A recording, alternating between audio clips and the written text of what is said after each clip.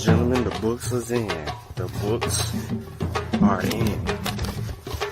Yep. They're in.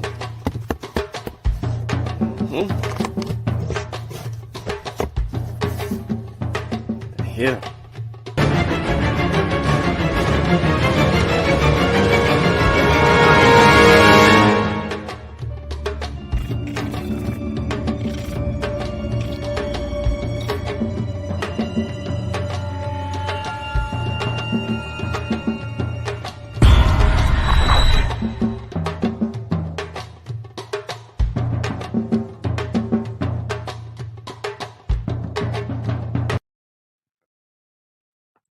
ETM Hotel, Rennie, Shawn, welcome in peace. My name is Shawn. I'd like to thank everybody for tuning into Science with Shawn. I know people are like, man, it's been a while, but I want to show y'all something. It ain't been a while. Like the show, share the show, tell a friend, tell a friend. I knew, you know what I'm saying? I wanted to come live real quick because I wanted to talk a little bit, but I also wanted to inform people. I actually have done 2 presentations here on this one. I just streamed one not too long ago. It just finished. And I did this one a week ago. You know what I mean? Should be a little bit more than this though. Should be like 2. I don't know. Shoot. I can't never get this right. But anyway, it should be some should be like 2 or 3 videos, 3 videos over there now on it. There go the channel right there. I just put it in the chat. But yeah, I have been here.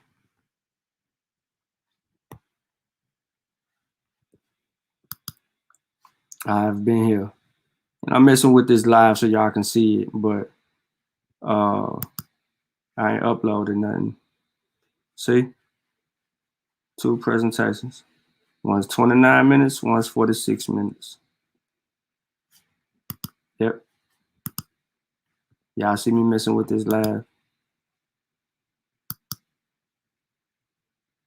So it is what it is. That's where I've been, y'all. Small, you know, not a lot going on right now. It's okay. None of those problems. I don't know how to change none of the stuff on the channel that I needed, I guess, change on there to get the video showing a certain way and all that. I ain't got all that figured out yet. Ain't big enough. But that's where I've been, right here. Science with Shawn. Yep. Go over there, subscribe. Go over there and subscribe. You gotta hit that bell, bruh. What up, Donnie? What's good, bruh? What's going on? But yeah, I just wanted to show everybody where the energy was at. I had got a strike because of some stuff I had presented, so I'm trying to work on making sure that I don't get another strike on the channel. So Science with Shawn is where it's at. That channel right there, you know, tomorrow, speaking of, while we here, we're going to get into the origins of the coronavirus, right? There's a lot of information going on about the origins of the coronavirus, and we're going to get into that. So be ready for that presentation now. I think that might be during the afternoon time, late afternoon time, because I got to work on some stuff and try to get my organize my information and make sure that it's ready for some deadlines that I need to try to meet. I really want to do it right now, but I just did that other presentation on the other channel.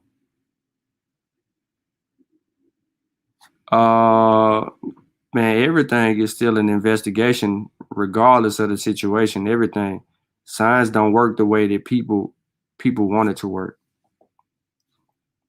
Yep. Science don't work that way. I thought I had like 3 videos though. Didn't I do a presentation that I was what is scientific evidence? Did I get into that? What channel did I do scientific evidence on? Oh, I ain't did that yet. Interesting. Interesting. Well, I still got a video to do. I didn't skip one because I meant to do what is scientific evidence.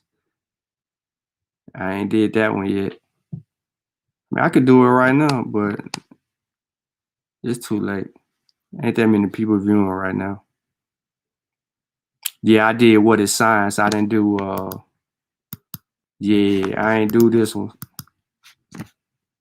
I know y'all ain't seen this. It's just sitting in the chamber.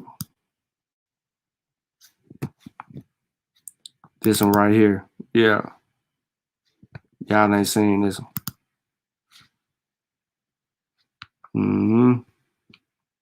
It's a little short one too. I meant to do that. That was the one I should have did. I should have did that one today. And then came back with the what is a virus. But see, I would have been prolonged on trying to do the corona thing. So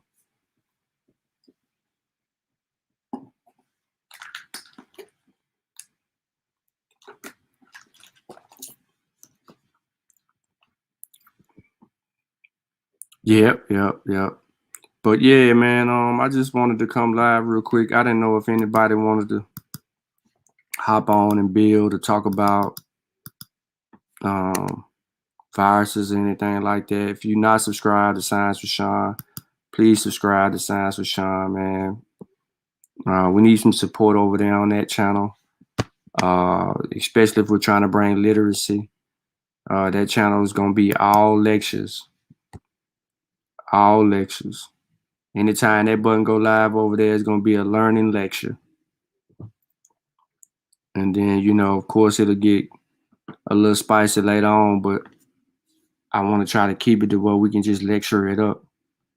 Yeah, Omar wasn't on the last one either. Omar wasn't on the last one. He missed the last bill we just did too. I'm gonna put I'm gonna put the video in. Yeah, there go the video for it right here. It's only 2 videos, man. 2 videos an hour. You know, one 29 minutes, the other one 46. And some of the 46 minutes, you know, I was talking to a pseudo in the chat who said, have y'all done the magnet test? What y'all think about that? Yeah, I ain't gonna be over here too long. I'm probably gonna keep it short and skinny if we don't have anybody that wanna kind of build on the any of the latest news or anything like that. I ain't trying to, you know, draw it out.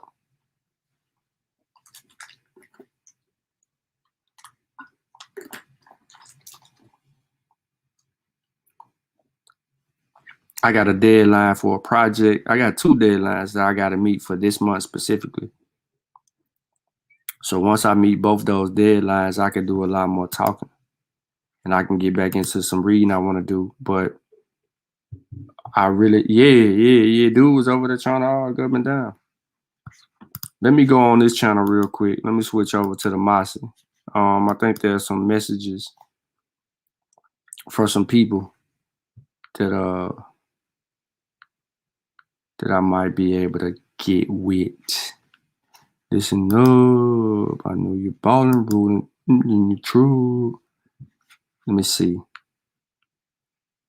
Yeah, y'all can hit the like button, man. Like the show, share the show, man. Come rock with your boy.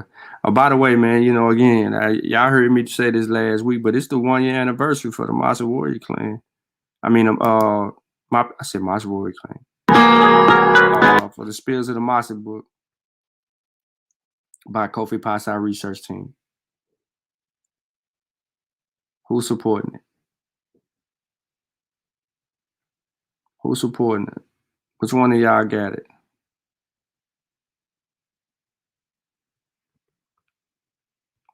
Who got it? All right, I can see comments.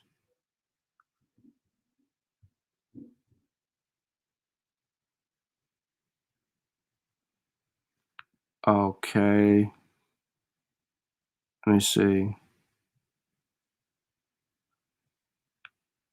Shout out to Sutek, man. He put his hands on Felder on Monday. Anybody missed that, man? You know, you got to go to the Black Brown table and see how Sutek in the chat put his hands all over. Oh boy, beat him up bad.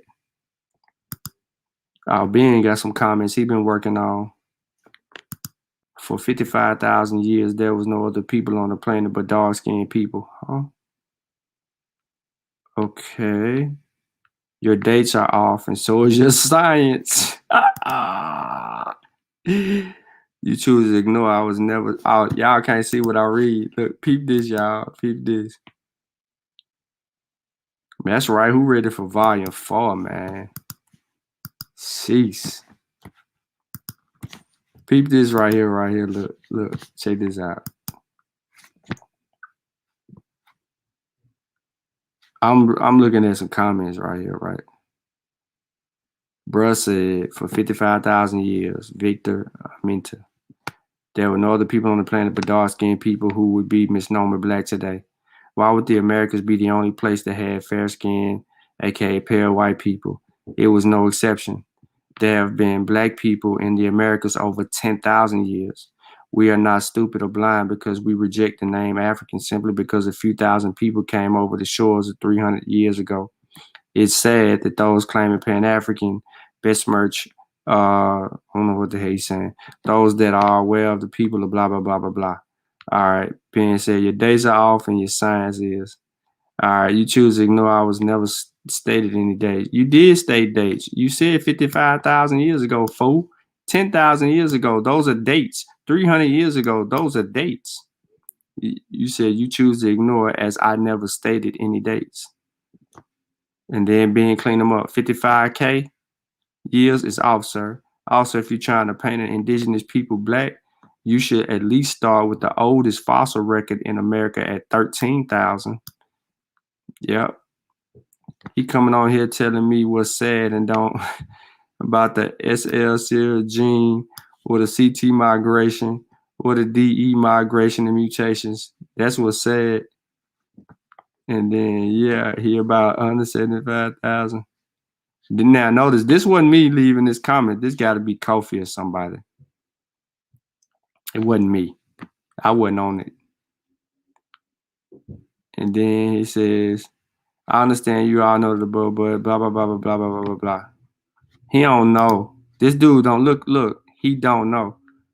Because this kills the whole conversation when the SLC24A5 gene is introduced.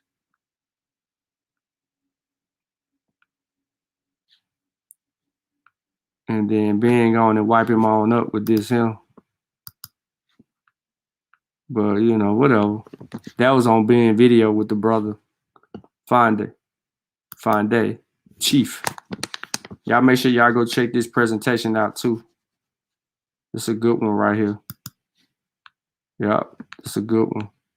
Make sure y'all check that out. Make sure y'all check that out for sure. But y'all gotta go watch that shellacking Sutek put on. Failed.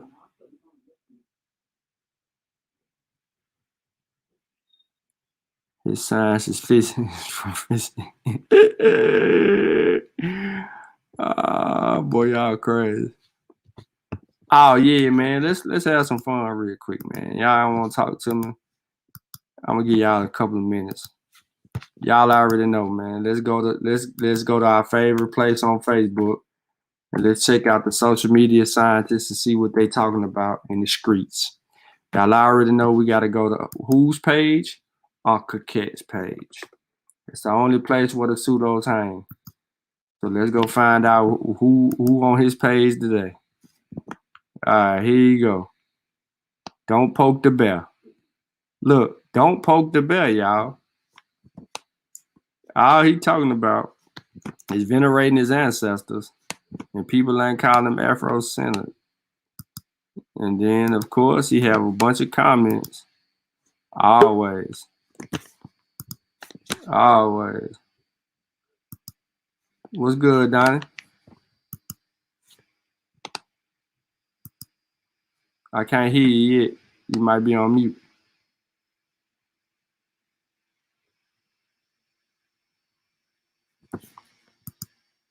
I still can't hear you. Your mic open, but you ain't saying nothing.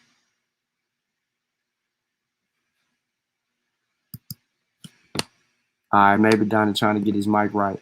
All right, real quick. So, again, y'all, you know, Uncle just put a post up. He talking about venerating his ancestors and not believing in a God. And then, you know, you got Septopia, whatever this person is. Come on there, tagging somebody.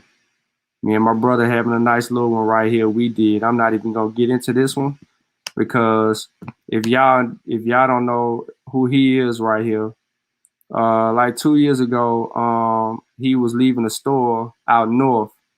He was being followed by a dude he didn't know nothing about. The dude mistaked him for somebody else. The dude opened fire on his car and chased him down Jefferson. He ended up being shot. He got shot in the head. A couple other places he was hit because he couldn't walk. He couldn't do anything. And it flipped his car over. And, you know, he was left for dead. And after that, you know what I mean? He survived it. He came out of it. You know, I went to go visit him and all of that, chill with him and stuff like that. And he, you know, trying to get everything back, you know, get all this talking right and all that, walking right, all that back. But, you know, he pretty much was saying, I believe in God and asked my ancestors for guidance. Of course, you know, Aunt come for that. And then we kind of cleaned it up a little bit. And then you see his last comment, you know what I'm saying? He talked about, you know, like your belief is in a deity is personal. And he, you know, he kind of respected that. But we're going to see the social media scientist, Ray Johnson. No matter what we do or what Unc says, this brother always shows up. And you don't believe me? Watch. Don't believe me? Just watch.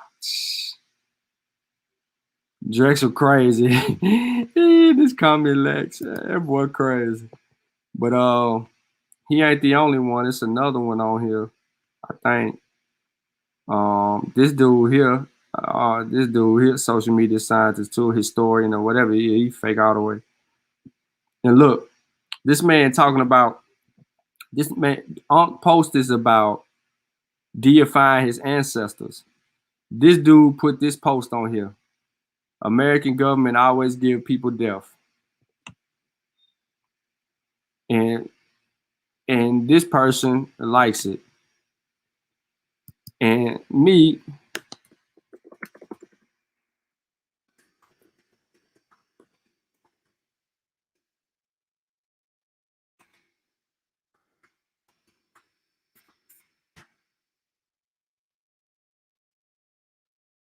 you know, I'm gonna ask a question. Look, he do it again. You see what I'm saying?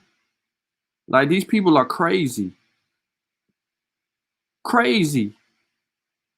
Then Drexel again, he on his head. You're not Egyptian or any trouble related to them. Why are you still in their culture? He crazy. So they creating their own arguments. But there we go. So let's continue to the next post. The pseudos are straight crazy. Now we talking vaccines, so y'all already know how it roll. Goshly. Look at the sign. Look at the social media scientist come through. He back. Look. F everything from the government, including the vaccine. Then he puts another meme up. Here go the other social media scientist. Just got my second vaccine. Come on, line, bro. We don't even know if this real, CK. We don't even know. And she says, which knowing track record, this is most likely fake. Right. So we are saying a vaccine is not the only way to protect yourself from a virus, and that is true. Shaking my head, just be creative. This dude wrong. Yeah. Well, I mean, he's kind of wrong in a sense because a vaccine is the safest way to protect yourself against a virus, but it's not the only way. It is the only way because natural infection can kill you, create long-term effects, and potentially linger for quite some time. How long, we don't know because that's the problem. But no, it's not going to be the only way. There's going to be some alternatives that will come in the future as far as testing results and things. So he's kind of right, but he's kind of both. All right. So right and wrong. Then this dude puts up AstraZeneca, right? We in America, this vaccine ain't even approved for EUA in America, but he provides us with this. So let's look at his source. You haven't finished the comment. Where I haven't finished it at. Oh, I ain't got nothing to say. All right, he says Vaxzevria is a vaccine for preventing coronavirus in the age 18 people or older. It's made up of another virus, an adenovirus. Does not contain the virus itself, cannot cause COVID. That's good. So what he's talking about here, and let's see if he's accurate. AstraZeneca or the Vaxzevria is a adenovirus. Everybody knows what or an adenovirus, however you want to pronounce it. It's a second generation virus. Second generation viruses, we've already talked about it on Science with Shawn. That it's not the actual virus. It uses another virus. It's what Johnson and Johnson is. This is similar. Well, not similar. It's the same technology as Johnson and Johnson. Period. And I don't know what his point is in bringing it. So he says that but it's approved here in other places. Imagine the storm got. I don't even understand what he's saying. You went back to the madness of making your own up, knocks it off. But he's correct. You see what I'm saying? Like Unk's correct. This dude is just making up stuff. This is the social media scientist that's an issue here.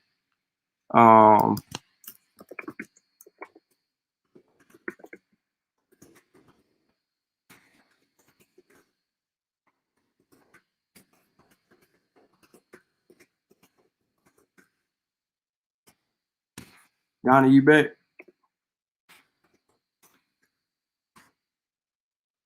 I don't know if he here. Oh, he dropped off. My bad, Donnie. If you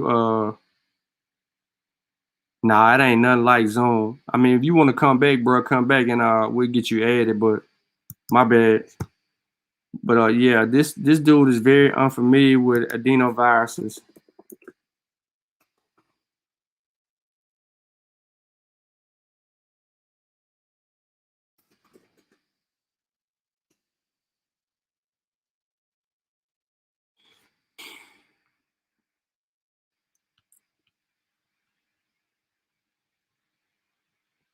I'm looking at dates.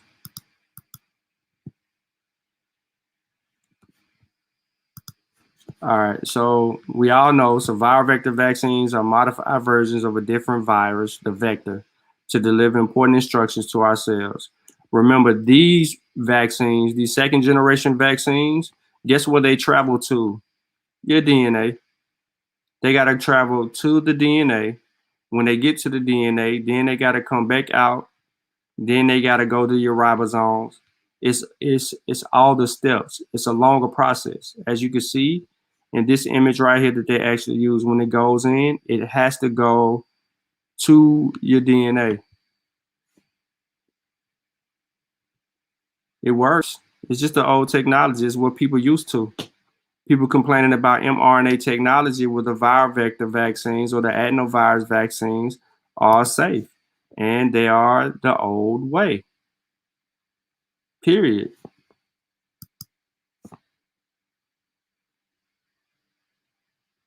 See, y'all thought I was playing. A gene for the coronavirus vaccine was added into the adenovirus DNA, allowing the vaccine to target the spike protein for the SARS-CoV-2 uses to enter the human cell. Come on, man, I'm on my science. So there's that on that. My mama showing up in my comment. Then he puts this up here, right? And look at this link. This ain't even a scientific link, but like I said, social media scientists gonna try to refute science. I don't know what this is right here, but it says it highlighted it down here. Sec.gov archives. Okay, so he highlights current mRNA is considered a gene therapy product by the FDA. This is wrong. I can stop right now. It's not gene therapy. What's the real source for this? This can't be it. So let's go and let's see what his source is for this. If this is what he using. Mama, what is you coming through? Oh, it's a video. I'm not watching this. And this is see, he's all over the place. He's all over the place. He puts this up, shares a link to something else, and then doesn't even provide us with what he actually posted. Then this is what Unc was talking about. He uses this. He doesn't understand what the link is saying. And I want to show y'all something real quick about this source right here. Okay. You might be listening, but I was trying to tell you this in a text message. People have to be careful with this article because you need to really fully understand it. SARS-CoV-2 infection induces long-lived bone marrow plasma cells in humans. Okay, listen to it closely. It's just an abstract, and it's nothing else because there's not enough data here, and they're really just trying to get to a point. So, long-lived bone marrow plasma cells. That's what this is. Bone marrow plasma cells, BMPCs, are a persistent and essential source of protected antibodies. SARS-CoV-2 convalescent individuals have a significantly lower risk of reinfection. That's what they're saying. You have a significantly lower risk of reinfection. Now, it says, here's the issue that I have with source 8 through 10, right? What is source at? I can't get all of it. But there's an issue that I have with this sentence right here is because they say it's a lower risk for reinfection. They don't even have the data on that because they haven't even been retesting people to see if they've been reinfected. But pay attention to the article. Now, this is from Nature, right? But it's not the full article. It's not. It's just an abstract. So there's no peer-reviewed work to actually justify the abstract. It says, nonetheless, it has been reported that anti-SARS-CoV-2 serum antibodies experience rapid decay in the first few months after infection. Nonetheless, it has been reported that anti-SARS-CoV-2 serum antibodies experience rapid decay in the first few months. Let me start over. SARS-CoV-2 individuals have significantly lower risk of infection. Nonetheless, it has been reported that anti-SARS-CoV-2 serum antibodies experience rapid decay. So the SARS-CoV-2 serum antibodies experience rapid decay in the first few months, raising concerns that long-lived bone marrow plasma cells may not be generated, and humoral immunity against the virus may be short-lived. Okay? So this humoral immunity against the virus just may be short-lived. So he says, here we demonstrate that in patients who experience mild infections in 77, the serum anti-SARS-CoV-2 spike antibodies decline rapidly within the first 4 months after infections, and then more gradually over the following 7 months. So once these people, right, have been infected and experience mild infections, the serum SARS-CoV-2 spike antibodies decline very rapidly within the first 4 months. After the infection, and then more gradually over the following 7 months. So of the period of the first 4 months, you lose antibodies all the way up into the 7th month. Now it says remaining detectable at least 11 months. So now they're saying you lose antibodies rapidly in the first 4 months. Then it slows down over the next 3 months, but it remains detectable over 11 months.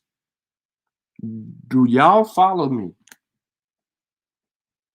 I'm saying this very slowly because he don't understand the article. He posted it. Look, he started with this. We don't know where this come from, and he highlights something talking about some stuff that it ain't. Then he went to this. Then he sent Unc here to engineer protein crystals make cells magnetic. And then he went to a Journal of Nature article. This is a social media scientist. I'll come back to this. I don't know what the heck this is. We'll get to this. But we are here. We're in this conversation right now. Now, watch this. Okay, what are you saying? What are you using this for? He don't know. He says if you've been infected by a so-called Wu flu, you don't need a stab. It don't say that at all. Matter of fact, you would have enough immunity for life. I'm reading it now. Let's see. Read away. Hey, man, are you saying it's better to get COVID than to get a vaccine? Because I can name a few diseases like smallpox that will give you lifelong immunity after you get sick. Who in the hell want to get sick? Risk reward. Is not reading the article. But I'll give him that. So you do know the vaccines keep those things around. All right, so I'm gonna slow it down because here it is. Nonetheless, it has been reported that he's thinking that just getting a natural infection is going to give him lifelong immunity. So let's verify it. Now, he says gradually over the next 7 months, all the way up to 11 months. This says right here, here we demonstrate that in patients who experience mild infections, the antibodies decline. So let's drop this here and we're going to come back. And let me add Unc because I tried to do this before in a text message. Stay on the page. And he was tripping.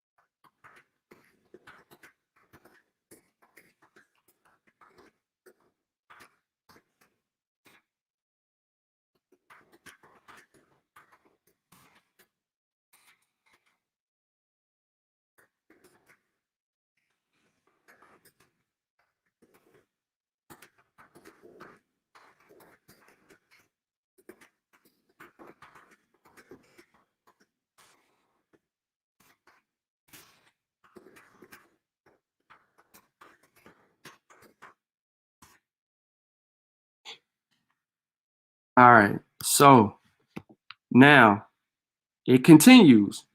Anti-S antibody titers correctly with the frequency of S-specific bone marrow plasma cells obtained from bone marrow aspirates of 18 SARS-CoV-2 conservant patients 7 to 8 months after infection.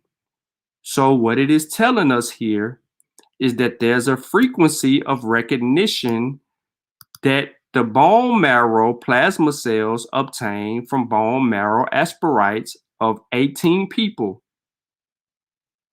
was between 7 to 8 months. So some people had this memory of antibodies deep in the bone marrow area for around 7 to 8 months after infection. And then it says S-specific bone marrow plasma cells were not detected in aspirates for 11 healthy subjects with no history of SARS-CoV-2 infection. We demonstrate that S-binding bone marrow plasma cells are quiescent. I don't know this word. Let's look it up.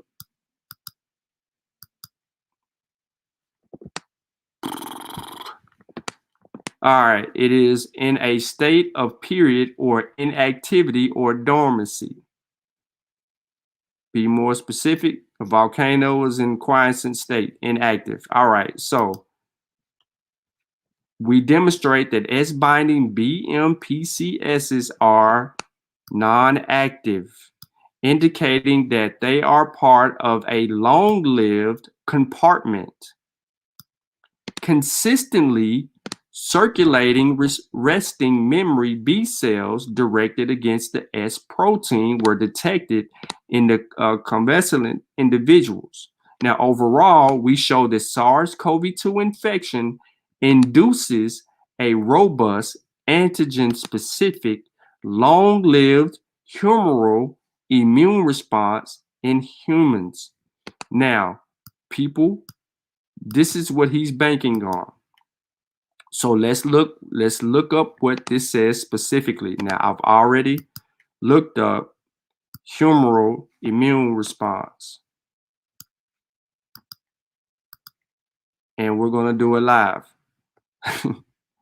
Now, humoral immunity or humoral immunity is an aspect of immunity that is mediated by micromolecules found in extracellular fluids, such as secreted antibodies, complemented proteins, and certain antimicrobial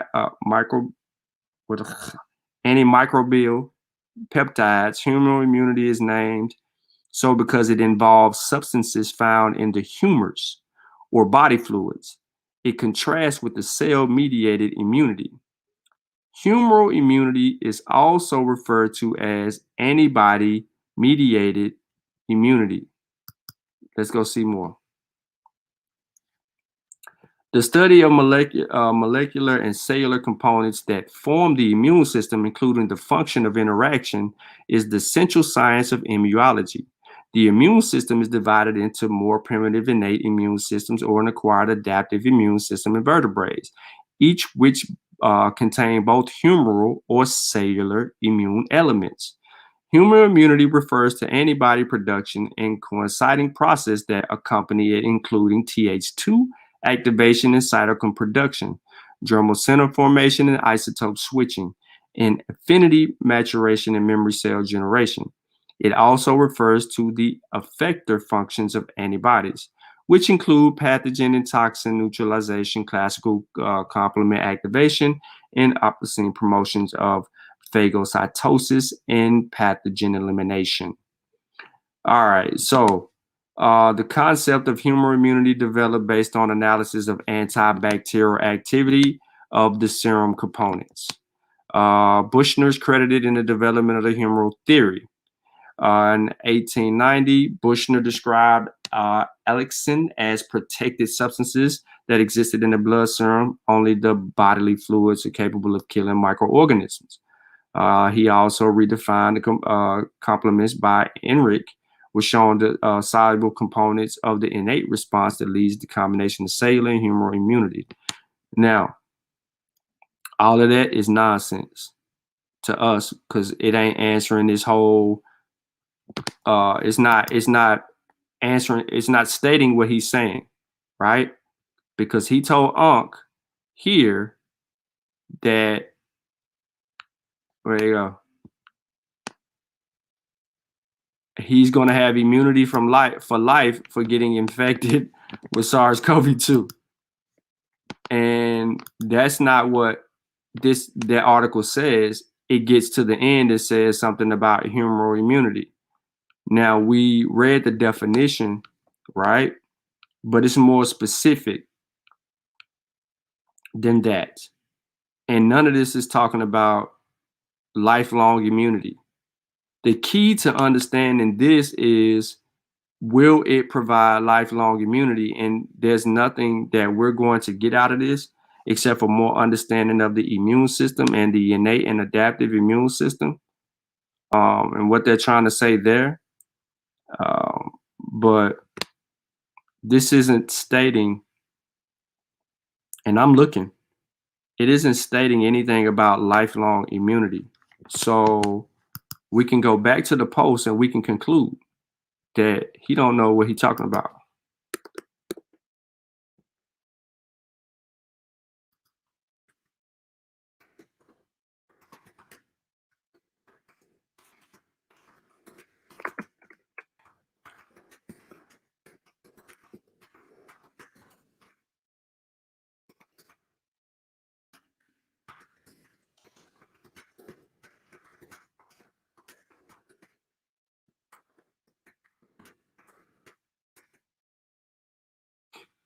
So we can conclude again that the social media scientist was all over the place.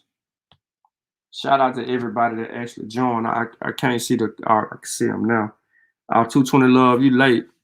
You know what I'm saying? I done did a show on science with Shawn and you wasn't in the building. Again, I want to show everybody real quick that I have done 2 shows. Y'all just haven't seen them. The 2 shows are, this one was done not too long ago. Here, what is a virus? I'm gonna put that in the chat because I'm gonna be doing a lot of the presentations or lectures on that channel. So if you're not subscribed to the channel, there it is. It's in the chat, and you go from there. And please subscribe to it. So let me get back. Got my second. A shout out to Omar. He said he got his second shot. Now I slowed this article all the way down.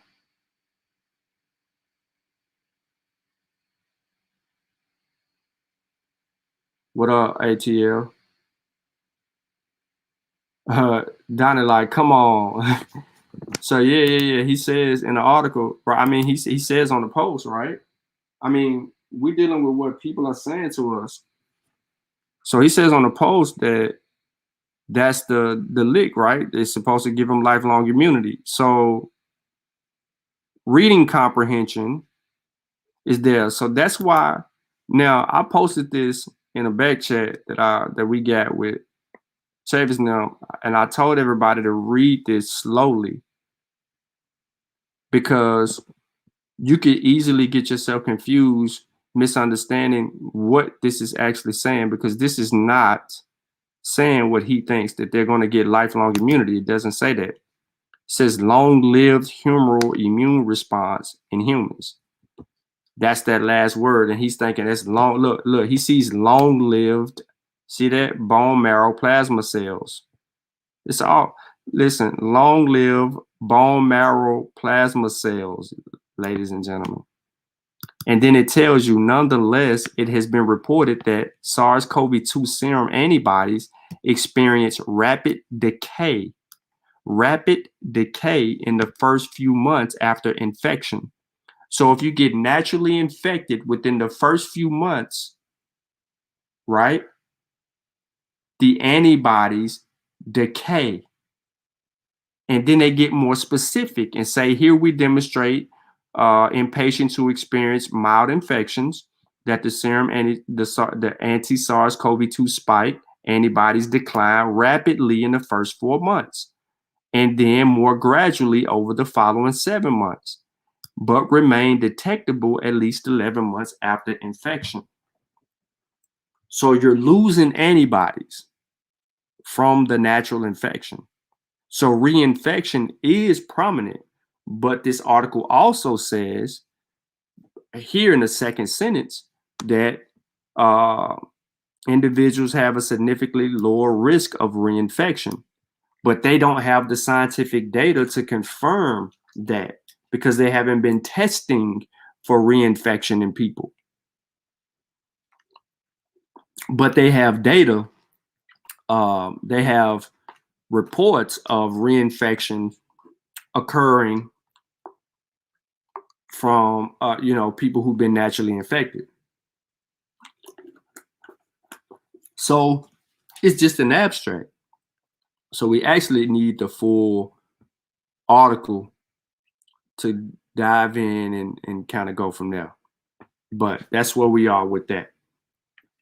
So let's go on to see what the social media scientist says with this. We don't know why he's posting these. He's just posting them. There's no explanation for argument here. You see what I'm saying? None. So let's see what this is and what he's trying to say. Engineered protein crystals make cells magnetic. Oh, what this got to do with anything? I ain't wasting my time.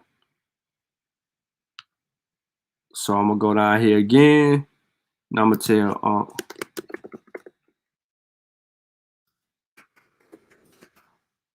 idea why he posting about crystals and magnets that has no place here as well. He's arguing again from all over the place as usual. All right, so I'm gonna stop with this dude. He out his rabbit mind. I don't know who trying to get approved or whatever, but all right. So Unc is in the rabbit hole, and he went down the rabbit hole with the guy. Now, talk science to me, baby. That boy crazy. All right, here's another one. Ignorantly taking a vaccine without taking an antibody test to know you need one is like taking high blood pressure medicine and not having high blood pressure. What did you just say? And say it again slowly. There are risks in everything we do, even taking a vaccine that would be in experimental stages under normal situations. So possibly avoid taking a vaccine that was rushed to the market. Wasn't rushed.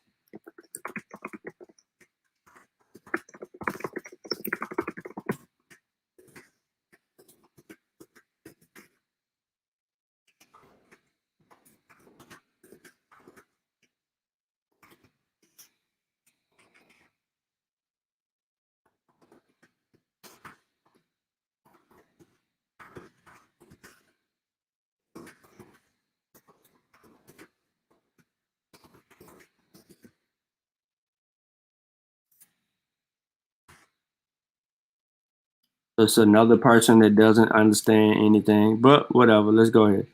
This person says no, and then puts on the pseudo alert, and then here we go with the memes. President Biden enlisting 1,000 black-owned beauty salons and barbershops to administer COVID-19 vaccines as part of Shots at the Shop initiative. So that's a good thing. So what? Why do you just make up shit to put in your own? What did I make up? They loaded off shit. All right, so look, now he puts this. So he comes back for Unc, right? And he puts this. There's nothing wrong with this agenda. Listen to me, ladies and gentlemen. They're trying to come up with initiatives to vaccinate people.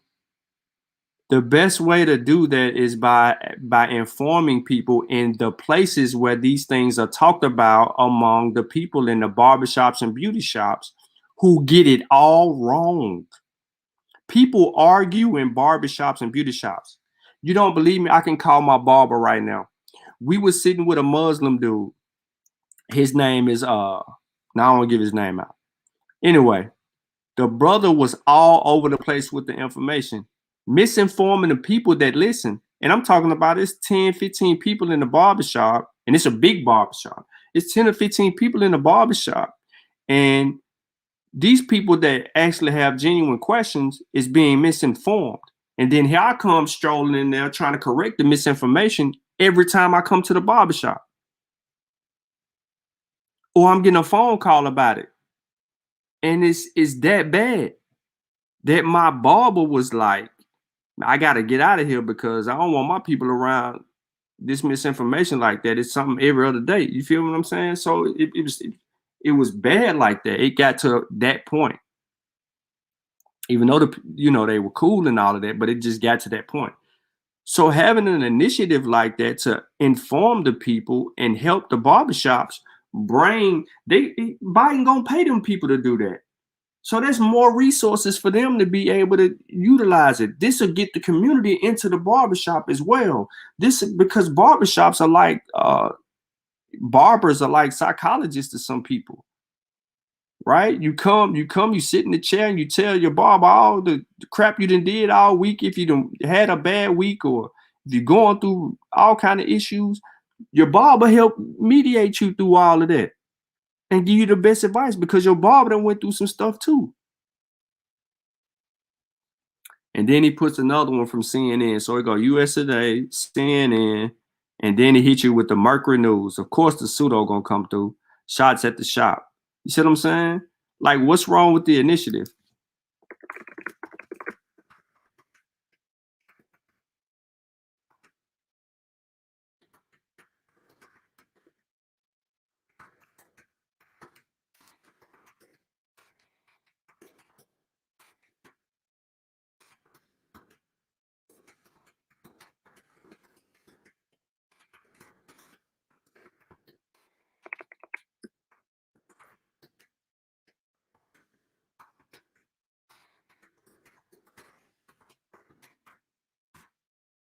So that's what up here.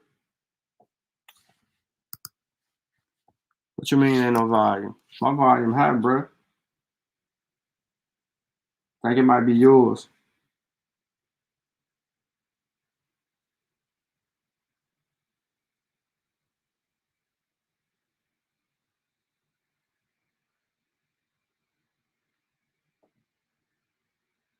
Yeah, man. Go subscribe to Signs with Shawn, y'all. So he killed us with the pseudo articles, and then he misrepresented the Journal of Nature article. So let's go now. Social media scientists. We done went through a couple. Here we go. Now, I'm pretty sure out of 350,000 years of African history, somebody did not believe in their tribal gods. Knocks it off. Who want to bet they changed the subject? He talking about tribal gods. Let's see.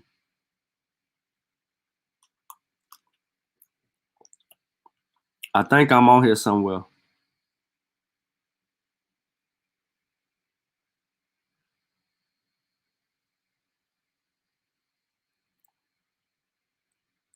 I know I'm on here somewhere. Where I'm at. Everybody seem to be talking about the Euros and atheism and all that. You taught me about the ancient bones found in modern Morocco. I studied further in the data to find that it was flourishing black civilizations. What? That was probably in relation with Twa.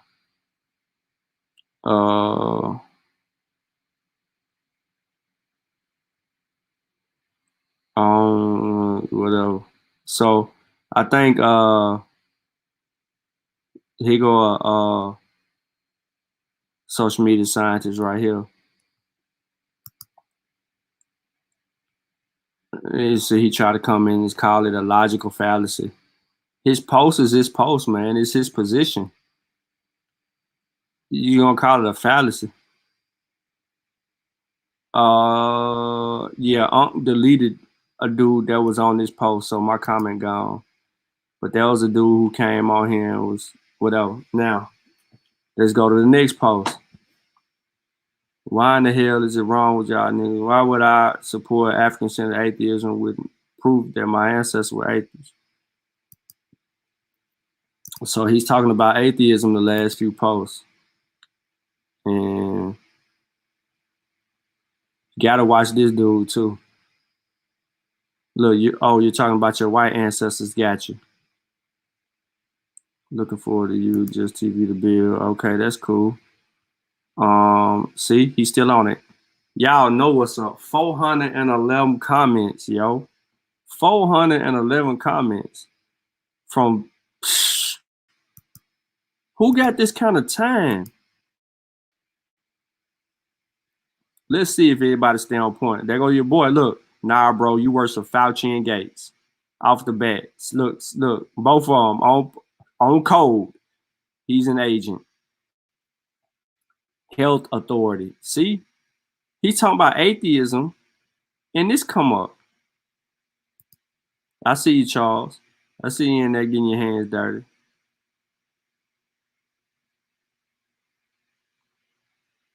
It's crazy.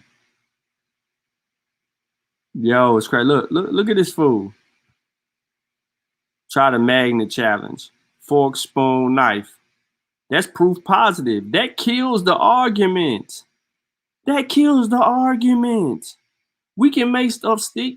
We don't even know if this person been vaccinated. What they call it? It's a joke, yo. Look at him. Look. This dude is talking about atheism, and this dude is spamming the post.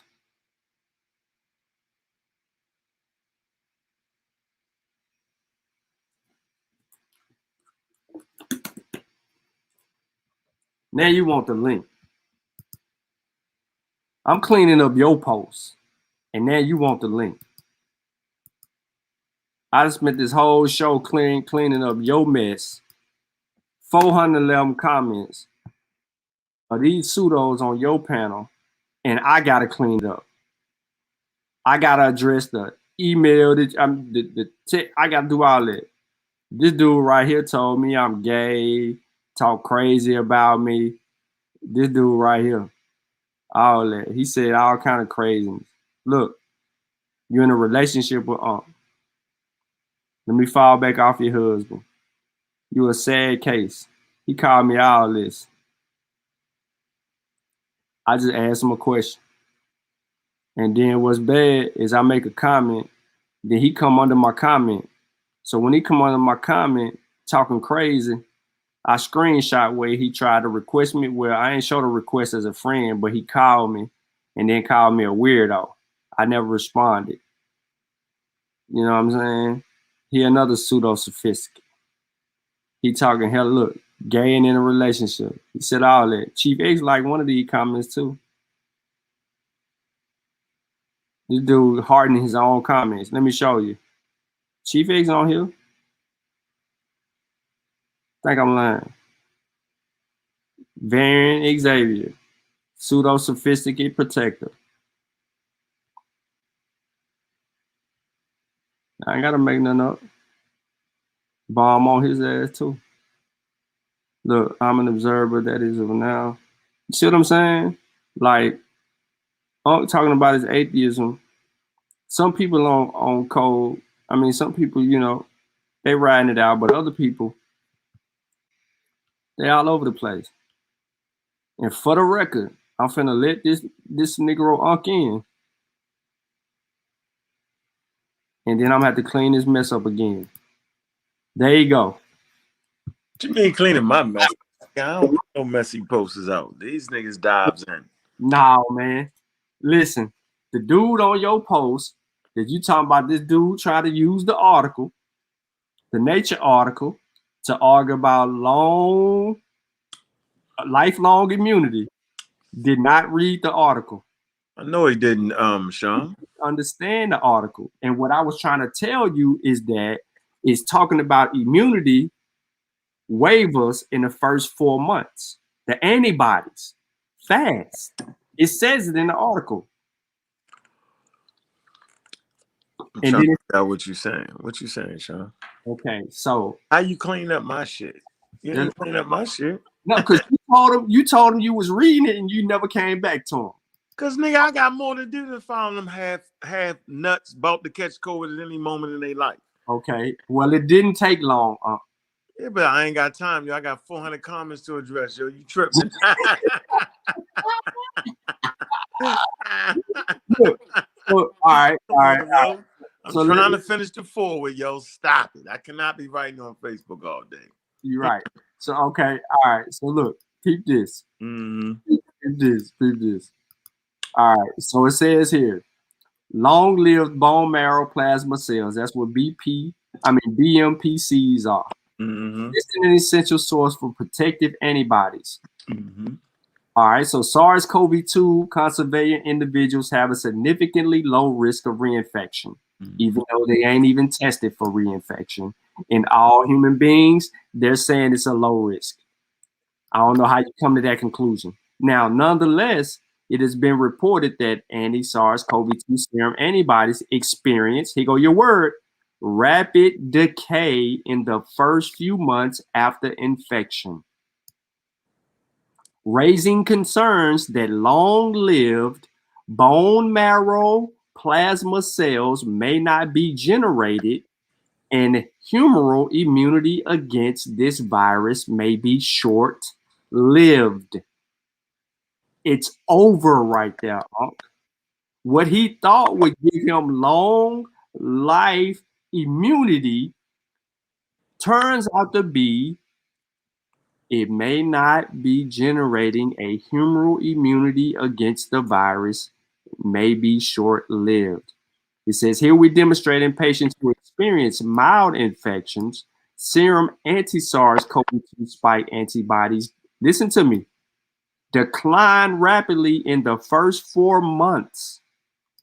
After the first 4 months, they gradually decline the following 3 months. And then they remain detectable after 11 months. I don't know why he gave that to you. Now, I had this. Keep reading. Okay. You want me to help you out. So here we go.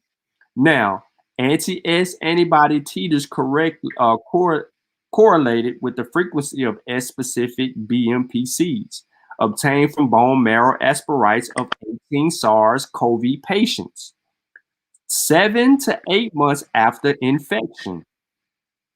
That is accurate, right? That's what the science been saying is that these antibodies can also last around 7 to 8 months.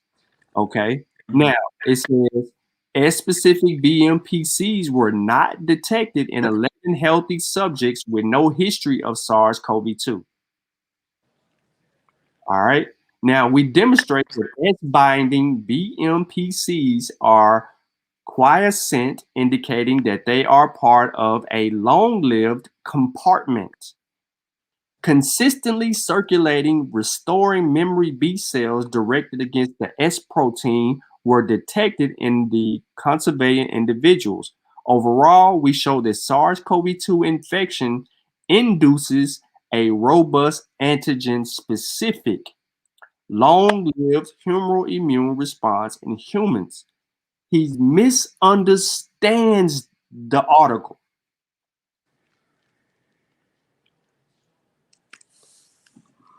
You talking about right there, right?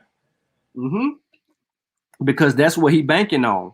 He banking on long-lived humoral immune response in humans. He don't know what He don't know what that means though. No, he don't. He don't know what the humoral immune response means. He just assumes that this means a lifelong immunity, and the article never grants you lifelong immunity. But let them stay there though. I like them to die in their ignorance. Man, listen, we combed through his comment, and he took you that wasn't nothing but a rabbit hole. I ain't go down no rabbit hole now. I just simply told him the fucking article ain't finished. It ain't that. Right. And let's just say it was. I like to give him let's just say it was. Let's just say it was that. But there are plenty of viruses that you can catch and get lifelong immunity from, right? But what is the price to pay? So they always fall apart at the price to pay. Always. They always die right there. What is the price to pay for your natural immunity? So that's all the time I had to give him on that. He can play that shit. That sure as hell ain't a reason not to take a vaccine. And I don't know how the hell we even got on the damn vaccine.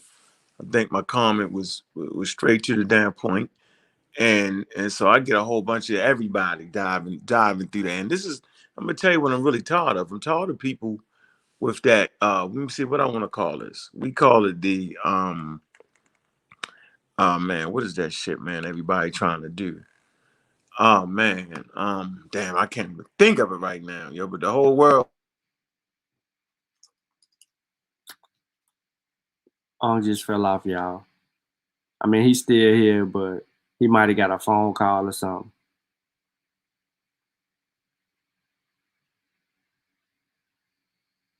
I don't even know what y'all talking about in the chat.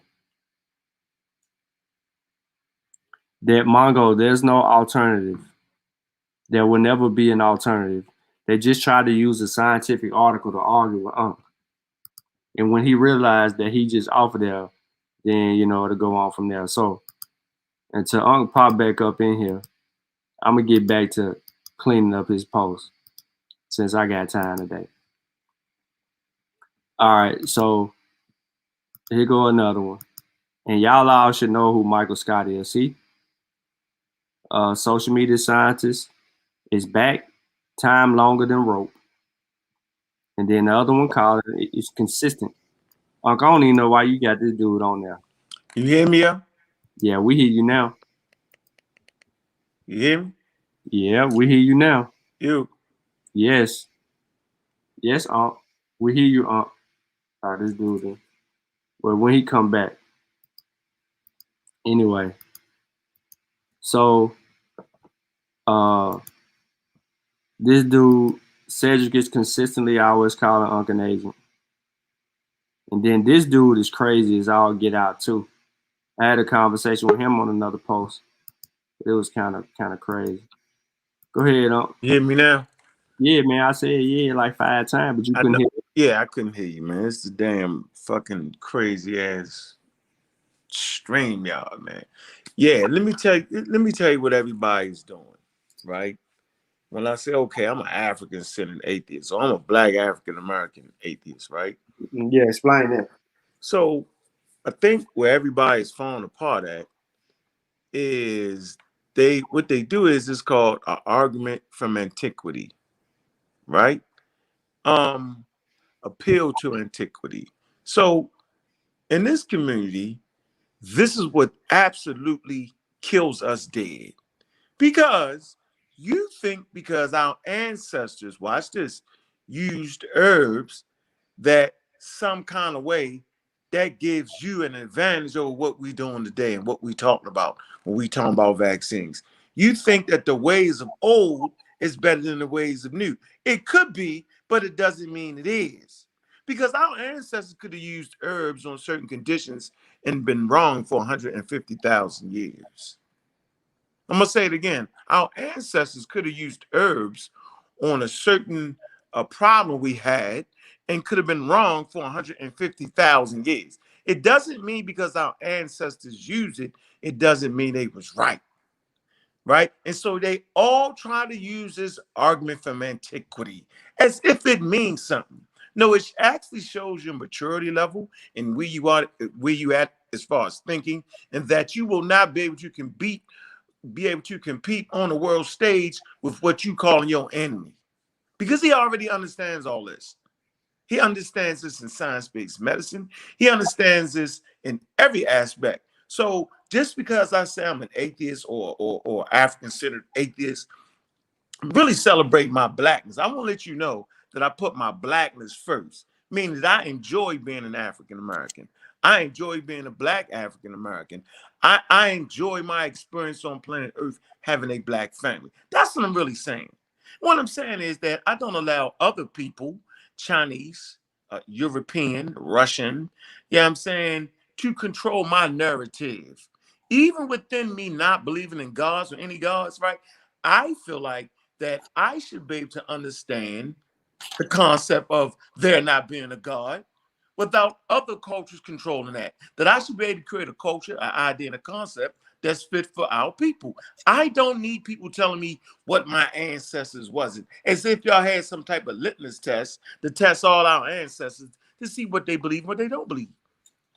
I celebrate my ancestors. A nigga gonna tell me, no, you don't, no, you don't. I do. I celebrate my mother, my father, my great grandmother. I knew them, I met them.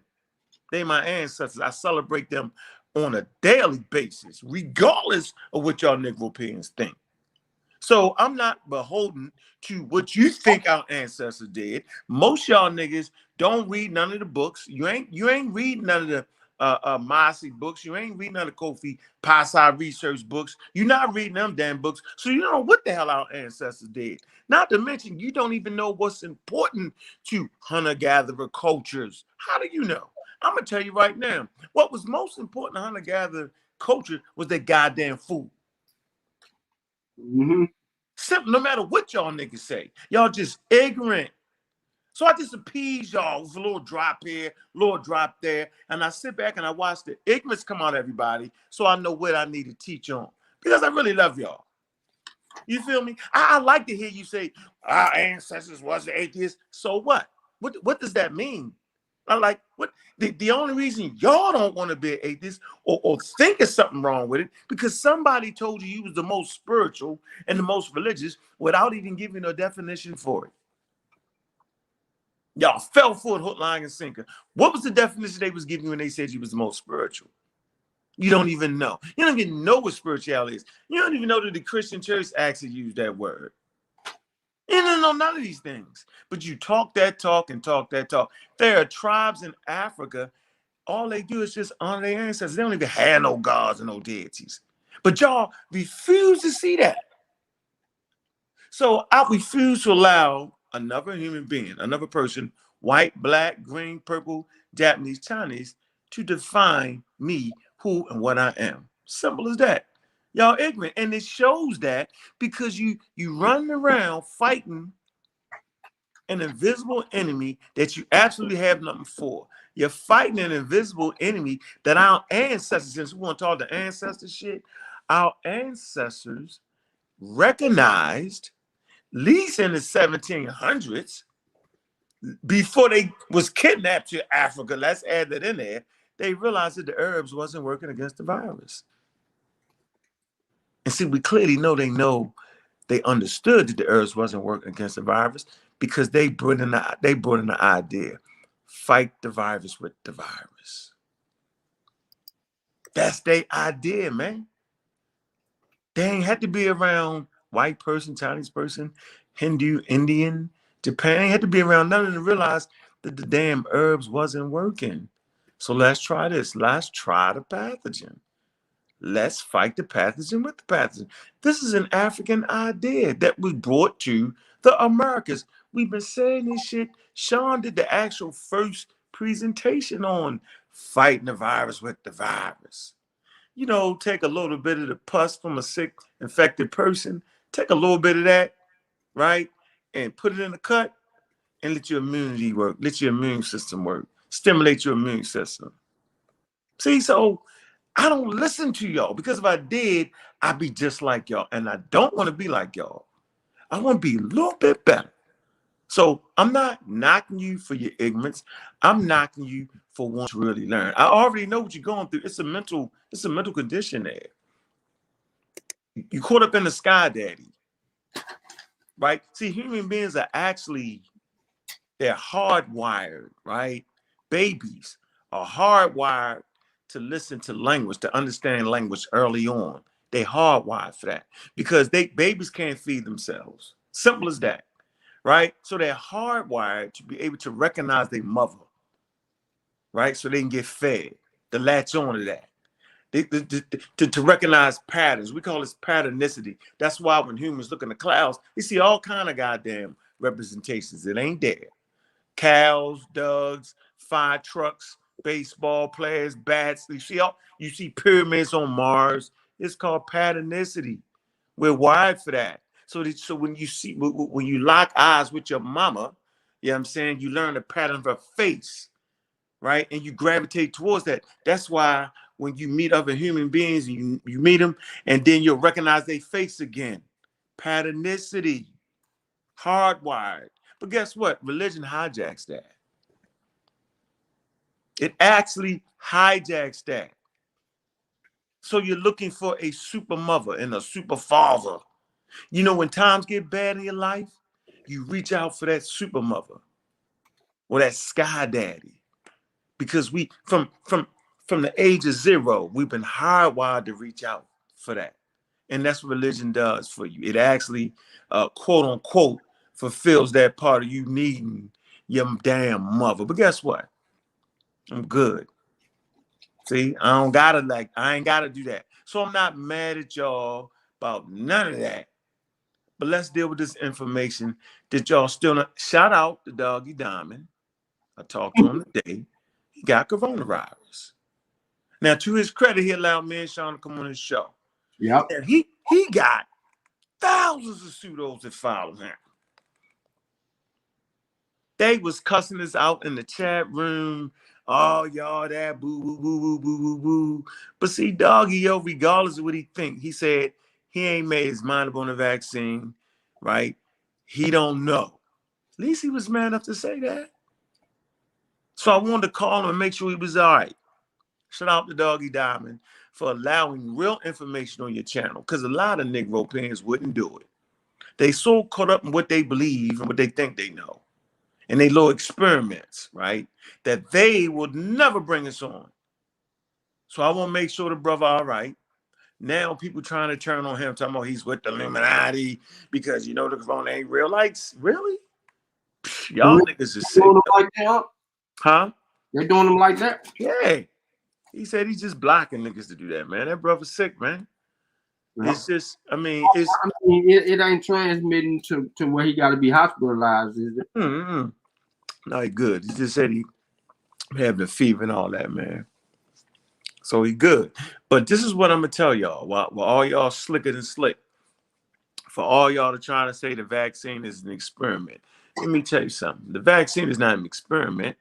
Shawn know this very well because it's went through clinical trials. And if you shit then went through clinical trials and stood up and pay review, it's no longer a goddamn experiment. The things that y'all are talking about are experiment, because none of them been through clinical trials. But you run around telling people something worked, and ain't none of it been through clinical trials. And if it did, it couldn't stand up to do what y'all keep lying and say it could do. And that goes out for the Nation of Islam and all they trickery they using, right? Quote unquote fake healing, and all the Dr. Sabian people who act like they got this. No, man. Y'all don't have clinical trials or none of that. So for the listening audience, anytime your family members, the ones that's quacked out and pseudoed out, start talking that, use this, use that, say, can I see the clinical trial on that? Simple conversation. None of them can show you that. The conversation is really over with right there. Because if you don't got a clinical trial, you're really experimenting with shit. No clinical trials, you don't know if it work or not. Simple as that. There is no other way. That is the gold standard. I think, Shawn, you've been talking about that shit for the last 4 years. The gold standard is the clinical trials. Yeah.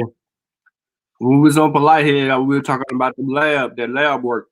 Right. Facts. Facts. So you know what I'm saying? Shawn like to end the contest early in the game. I like to do like Ali did. When the guy wouldn't call him, Muhammad Ali kept calling him Cassius Clay. He beat him for 13, 14 rounds. What's my name? I like to do like that. Shawn like to get you out the game early. He like the Mike Tyson. I like the Muhammad Ali beat up on you for a while. So I already know, no clinical trials. You got a damn experiment here. That's what I'm sipping on. Look. I'm sipping right here. Trick or treat me, y'all. Everybody get this if you want to catch the level. It's got all the pseudo cures in the back of the book, everything, all that. All right. Once again, when they start talking all that shit, say, let me see the clinical trials and watch them dance and watch them get down. we ain't got to argue with you, but you know, it wouldn't be no show. Shawn like just get him out there. I like to have a show. You funny with that, Shawn. I tell you all the time, yo. Yeah. Plenty of work for you in them comments, though. Dude came back and he posted an unrelated article by Nature. Yep. Talked about the immunity. The immunity that he's talking about was from the natural infection, which only lasts up, between 4 and 7 months or 8, depending on the person. So we know that. And then he came back with something else with that same article, and I'm like, bro, you're not reading it. You just you're not comprehending what it says. It's incomplete for one. Yep. You don't have all the data. It's a preprint. It's really like a preprint. Yeah. And it can be retractable. Yeah. All that shit can be that. All of it can. All of it can, yo. So I'm just saying, man, people is, y'all going through something, yo. It's a mental condition, yo. Yeah. I've decided to honor my ancestors, yo. To keep me out that little track. I'm good with it. But no more arguing from antiquity. No more of that.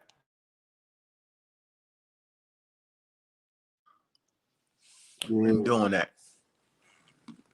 Oh, we did this in ancient times. Misreading nature. Yeah, I'm saying misusing the word nature. Y'all crazy with that, yo. I ain't know my life seen so many people misread nature, yo. It's crazy. It's happening, and they're arguing it. I sent them the link, but I don't think he's going to hit. I mean, they be serious about that, yo. My ancestors did this. The ancestors did that. Man, that's disrespecting your ancestors, yo. It is, yo. Yep. Your ancestors gave the world the first inkling of. Hold on, yo. What we on the science with Shawn, yo? Nah. We on the Mossy. I was on the science with Shawn earlier. I ain't had that many people show up. Nah, we're gonna start banging that. We're gonna get them right over there. All right, let's do this, Shawn. Let's show them. Let's show them how pseudo they is. I want to let y'all know. For all y'all banging on me about the science and all that, let me show y'all something. Hey, Shawn, can you do me a favor, sir? Yeah, what you want me to do? Can you pull up the word science, please? Yeah, I did a presentation on that, but hold on. For people On who word science? I just dropped, I did a whole what is science presentation on the science with Shawn. Hold on, I'm gonna pull it up right now. Pull up the Wikipedia article, though. What is science? Yeah, I think this is what I think they added it in there, yo. We've been beating so bad. We've been beating them up so bad. Because I swear this wasn't here, yo. Just pull up the science on Wikipedia. Mm-hmm.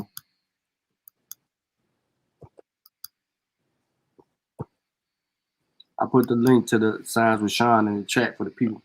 Yeah, subscribe to that channel, man. So here you go right here. Okay, science, meaning knowledge. I mean knowing, right? Yeah. It's a systematic enterprise. So when all y'all talking about, yo, we doing something, no, it's got to be systematic. Enterprise that builds and organizes knowledge in the form of testable explanations and predictions about the universe. So it's got to be that, right? Watch this, Shawn. Where we at? Read the next part, Shawn. The early roots of science can be traced to ancient Egypt and Mesopotamia. Stop. Read that again. The earliest roots of science can be traced to ancient Egypt and Mesopotamia. Their contribution to mathematics, astronomy, not astrology, astronomy, and medicine entered and shaped Greek natural philosophy. Did I just put that in there, yo? No, Shawn, you know you put that in there. You did that, Shawn. Shawn, you did that. You changed the whole Wikipedia article, bro. Wait, let me see. Watch this, y'all. Watch this. It entered and shaped Greek natural philosophy. Who was the natural philosopher, Shawn? Socrates, Plato, and the boys. Aristotle and the boys. They was your what? They called these people what, yo? What do they call them, yo? They was killing them. they was enslaving them and they was throwing them out the country because they was going against a state-sponsored religion with their science that they got from where? How long I've been saying that, Shawn? For a while, years. I've been saying for years. So did Wikipedia just catch up or what? What's going on here? I don't know, man. What's the They've been watching the show. They've been watching the show. what's really going on here? So remember, before they was calling them scientists, they was calling them what? Yo, they was actually calling them naturalists, yo. So Charles Darwin was like a naturalist. Naturalist, bro. So the naturalists, you know what I'm saying, was the people they was calling the atheists because they was going against a state-sponsored spookism. They was using science. You can go to Chick Anthony Diop's work. I think it's page 135 or 235, and he talks about this very thing. I ain't got time to get it tonight. But this now, the next thing. What's the book? Oh, Civilization and Barbarism. Yeah, I already got it. You got it? You got it out? Yeah, I got it in my hand. I think it's page 135 or 235. Where we at? I think I might have it highlighted.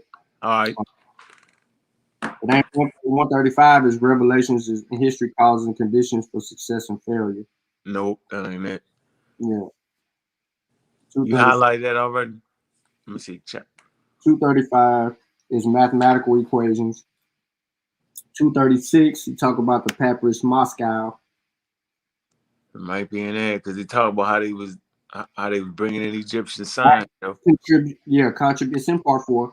Africa's contribution to humanity in science and in philosophy. So he says in the first, on page 231, he says it would be edifying to underscore as a matter of introduction in this chapter the undeniable connections that exist between Egyptian mathematics and the so-called discoveries that made celebrities out of Greek scholars such as Archimedes, Pythagoras, just to cite these two. Oh, that ain't it. I gotta highlight my book, man. I could have thought, damn, man. Damn, Doc Miata had actually brought that out. Damn, yo, it was page, had a 35 on it, yo. I'm losing it, yo. You sure it ain't 135? Nah, it ain't no. No, it's in the mathematics. It's in that chapter. What number is it? What page is it on? 100 something? No, mathematics is in the 235 area. Yeah, so it should be in that. It should be in that. Talk about how the Greeks, Socrates, Plato, Aristotle, he names them. He only named 2 in the opening chapter. What did he say? In the opening chapter, he named 2. Hold on. I'm checking my other highlights. Damn, man. Man, just talking about how one by one, yo, they was thrown out the country, yo. For bringing because it said the state-sponsored religion was in opposition to science, whereas though the Egyptian religion wasn't in opposition to science. So they had already reached the level of being able to not be in opposition of it, although they had not separated it yet, but they was not in opposition of it. Whereas though the Greek society absolutely was in opposition of it.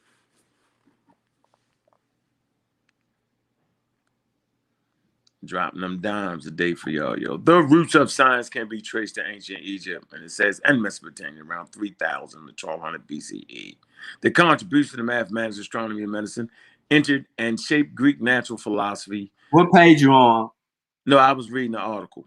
Oh. That's not there. Damn, man. Come on, yo. I got it in my book. Hold on. It ain't in the math section. You know, the math section is first. Go to science. That's where I'm going. I just got on medicine. Huh? Does an African philosophy exist? It ain't that I went too far. I think you're wrong, yo. I think it's another like. Hold on, let me do this. Civilization barbarism, right? Oh, yeah, it's in my hands. You supposed to highlight that, yo. You go to 125. Nope, that's the law of phenotype. It's gonna erase. I'm finna get it, yo. You tripping? You know, dang on. I know you gonna make me just go dig out my book, yo. Damn, I thought it was 135 or 133. I got all these marks in my book. Huh? I got all these marks in my book, so I'm trying to go through my tabs. Well, I got a whole. Chapter 16. It's chapter 16. It's chapter 16. You got it? I ain't got it yet. What page is on? I'm gonna tell you in a minute. I can get you there if you tell me which chapter. Yeah, we already know it's chapter 16 though. All right. But we just trying to find where he says, because he mentioned the first two, then he give us some mathematical equations and peppers from Moscow. Talk about them atheists, yo. Trying to tell y'all, y'all ain't get it. Y'all trying to be funny. Y'all scared to death. Scared. How when you I'm getting no, that's the white boy. Y'all crazy with that. I'll be like, really? Why that matter, yo? Does you think it's the white boy? What should matter is, yo, you clear your damn mind, yo. I thought that was the point for everybody to clear their damn mind. Yep. That's what I really was trying to figure out. Clear your mind on ridiculous religion so that y'all can understand science, yo. God damn. God damn. 246. You find that, Shawn. You bluffing, yo. You getting old, yo. Bozek adds, in spite of there's a doubt of origin of perhaps the early Egyptians. In fact, Strabo also mentions the use of straw in Egypt. The Greeks and the generals of thousands of different domains of knowledge. Simply say to honest scholars, they should have it each time straight, clearly. That's not it. The Egyptian masters themselves, but also. What's the name of the chapter, yo? Hold on. The contribution to science, mathematics. What's the? Yeah, that's it. All right. Open the chapter up real quick. It's open, yo. Man, you made me gotta go dig in this book. Let me show y'all something, man. One trying to do it. How the hell I turn this camera? I can't. Shit. Y'all see that? You see that, Shawn? Nah, yeah, we see it. You see all these books? You got stuff wrapped up like it's bricks.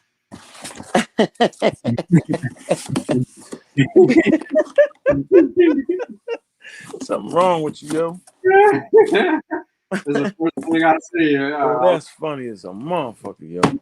You should have worked out. Hilarious, yo. I got boxes of books, man. Yo, bullshit, man, yo. That's why I ain't never. Shit. Let me see.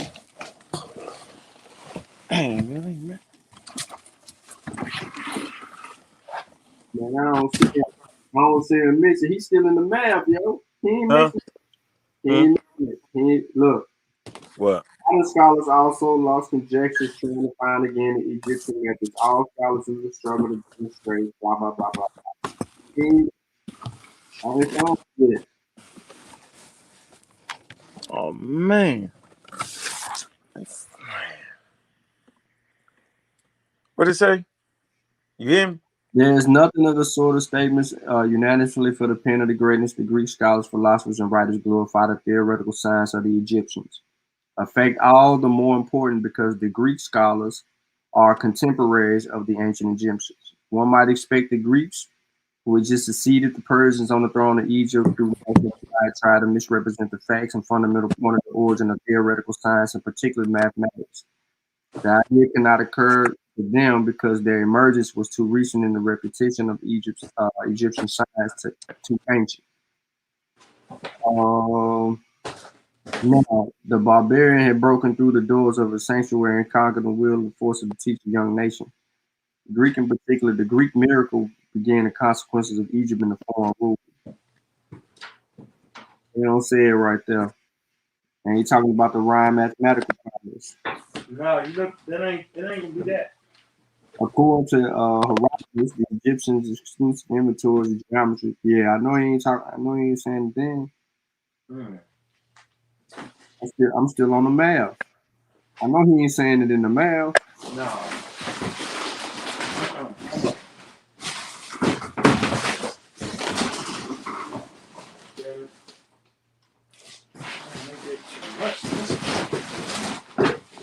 Move my damn shit. Run through it. Not coming. I had it, yo. I had them all. Yes, science is to observe the natural world. The first time a person says that they're trying to do something outside of the natural world is pseudoscience. That's the way to define pseudoscience. Is when it's moved to outside of the natural world. Easy to identify the pseudoscience. Wait, you reading? It say pseudoscience, man? No. I was reading chat.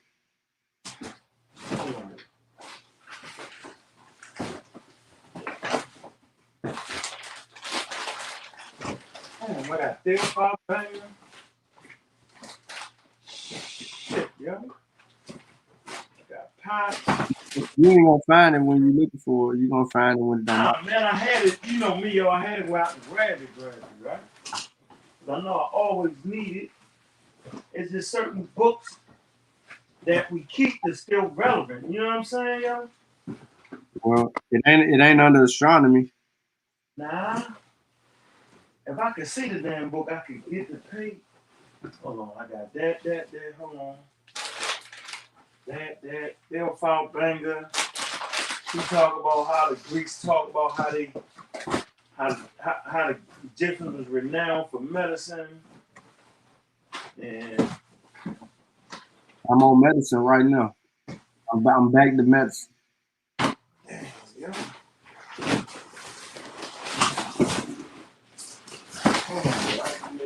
Dig deep. I had to dig deep.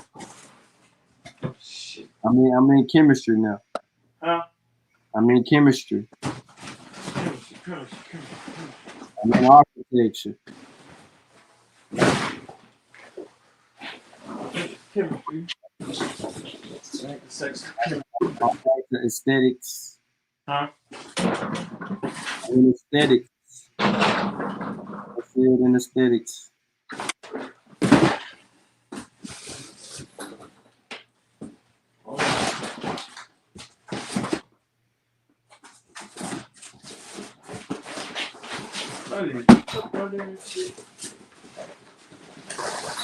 Well, you might be talking about. I think you're talking about chapter 17, bro. What's that? Chapter 17. I don't know. So that's what I got with blah. What is it saying, chapter 17?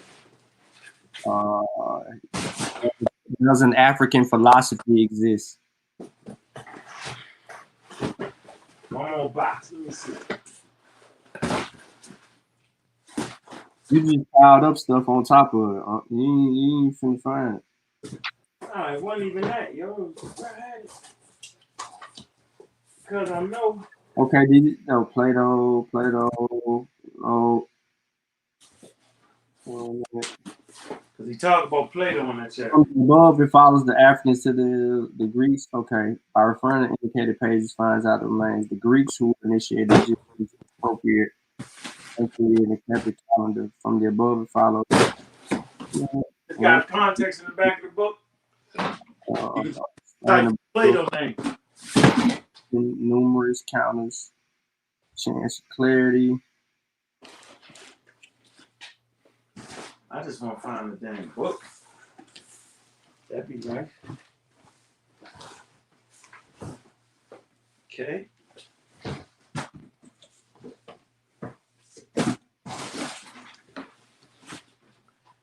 I know what he did. I'm going to the back of the book, yeah. Yeah. You said who in the Plato and who? Socrates, Plato. And talk about how they was in prison. Well, that's always happening. Hey, they following the state sponsored religion. Yep, I tell you, because they was fucking with the science instead of the state sponsored religion. I'm trying to tell niggas that shit, man. I don't know why. They don't listen to me. How many people you think actually read the artwork? Huh? How many people do you think read the artwork? I don't know. I don't know. I don't think 90% of the people even read books. Yeah, I never. Listen. Plato is on 156, 196, 237, 242, 256, 237. That's it. You said what did it say? 237. What else? 237, yo. Hold Yeah, up. that's it. I said 230 something, yo. 236.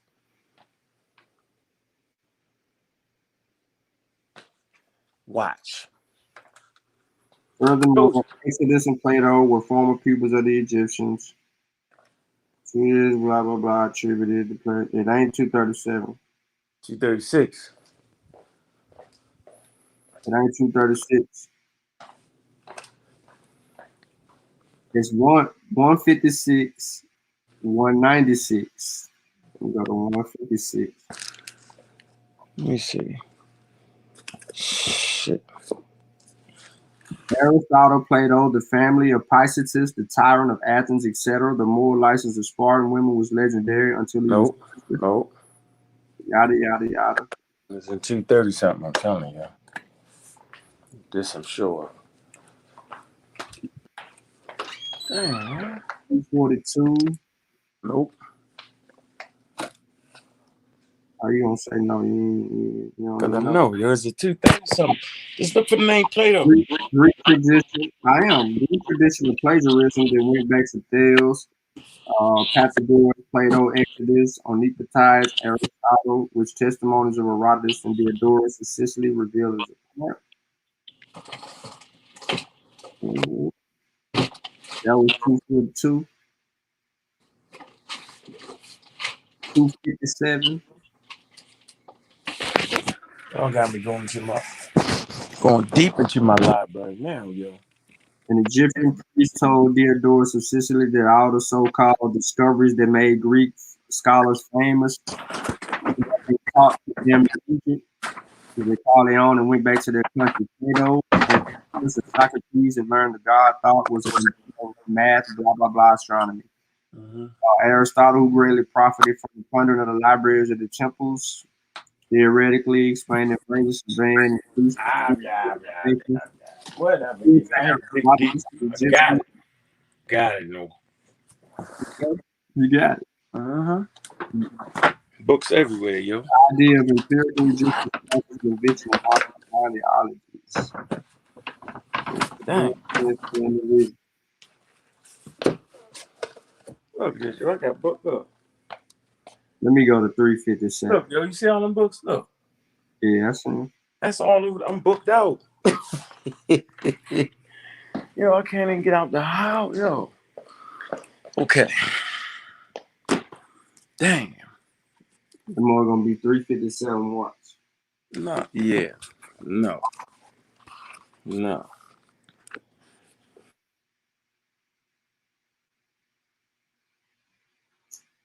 It ain't 357. Let me go to 335.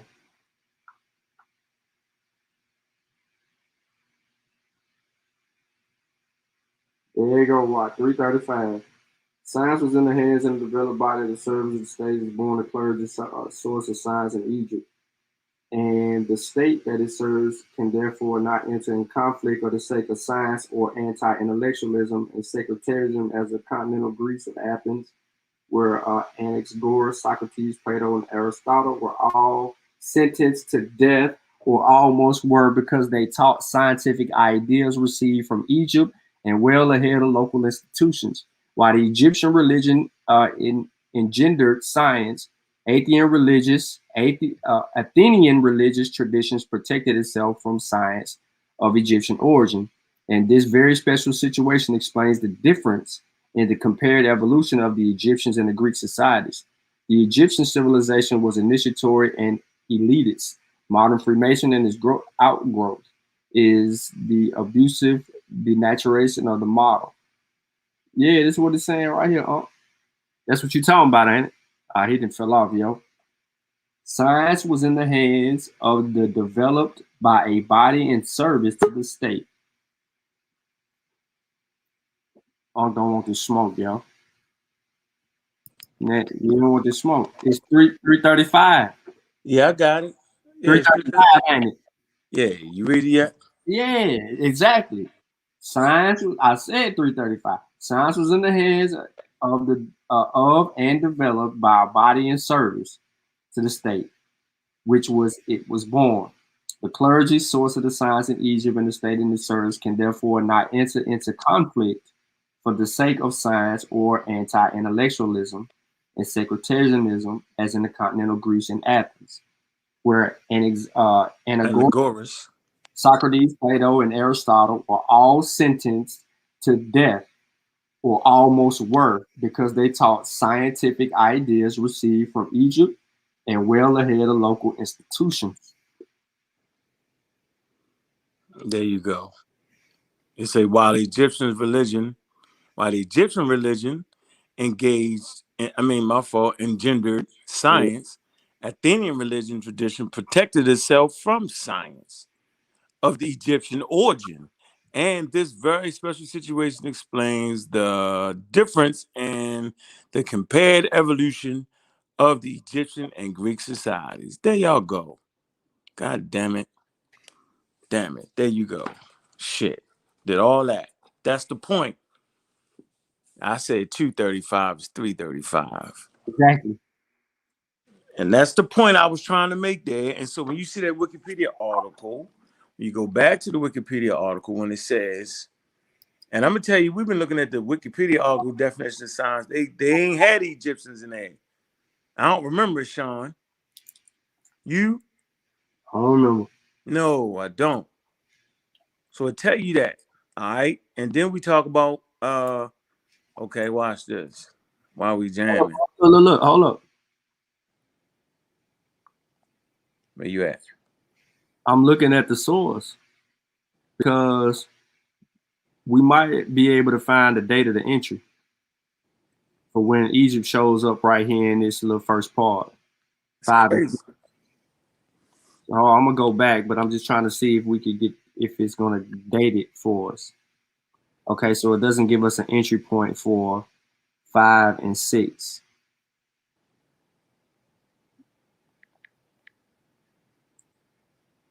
Hmm. All right, so you was right here. Contributions in mathematics, astronomy, medicine, and Greek natural philosophy of classical antiquity. We call them naturalists, whereby may provide the explanation of events of the physical world and natural causes.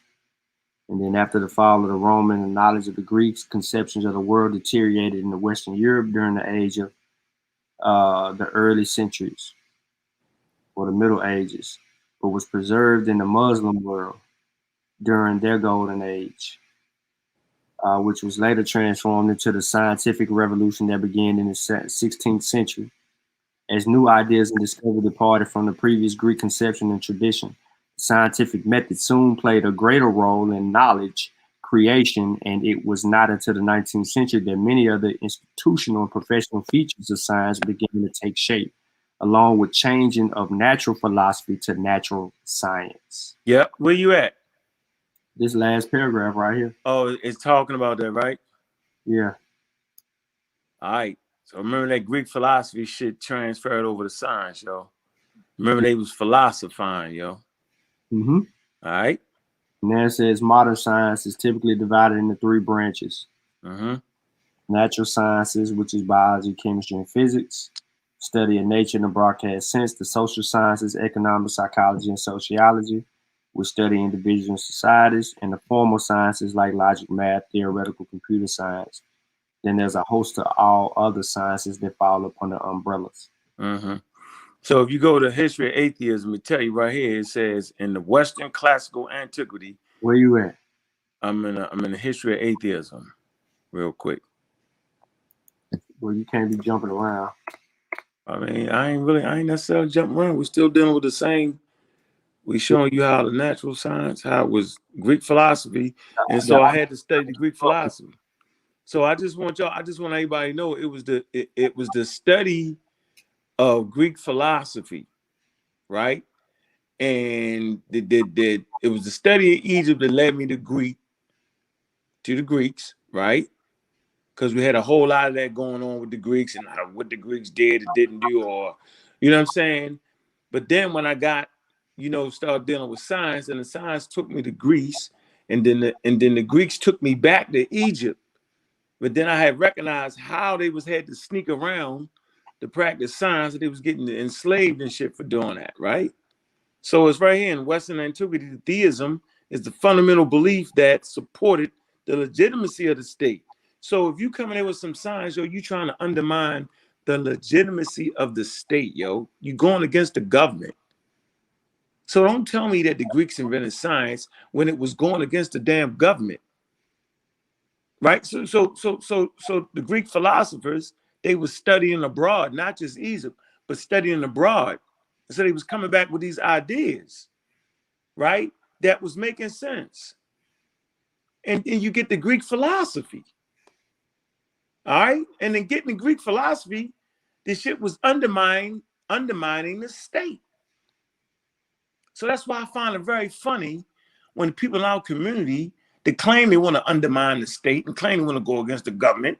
And I say, well, science. And they say, no, our ancestors did not. No. You don't know what the hell you're talking about. That the foundation of modern science starts in Mama Africa, no matter what y'all Negro opinions say. And y'all can say all y'all want and think what you want to think. And every time you practice science, right? Watch this. Even in the Roman Empire, it's saying Western antiquity theism was the fundamental belief that supported the legitimacy of the state. Later on in the Roman Empire, historically, any person who did not believe in any deity supported by the state, so you don't come in there with that Asar and Aset, was fair game for accusations of atheism. It was a capital crime. Come on, yo. Charged of atheism, meaning any subversion of religion. Like, what are they talking about? You talking science? What? What are you talking about? Chemistry? What? Who? All right. So, right there. Now, type in history of the scientific method. Clear everybody out. All y'all knocked out. History of the scientific method. Does it have the in there? Huh? It ain't got the in there. Say what? Scientific method. Got it? All right. I need you to go down to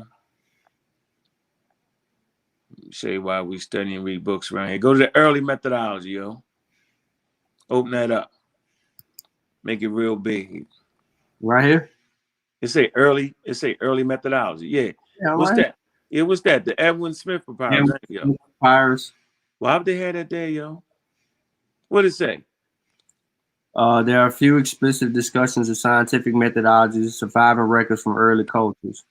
The most that can be inferred about the approaches to undertaking science is the period stems and descriptions of early investigations into nature in the surviving records. Ancient Egyptian medical textbook, the Edwin Smith Papyrus.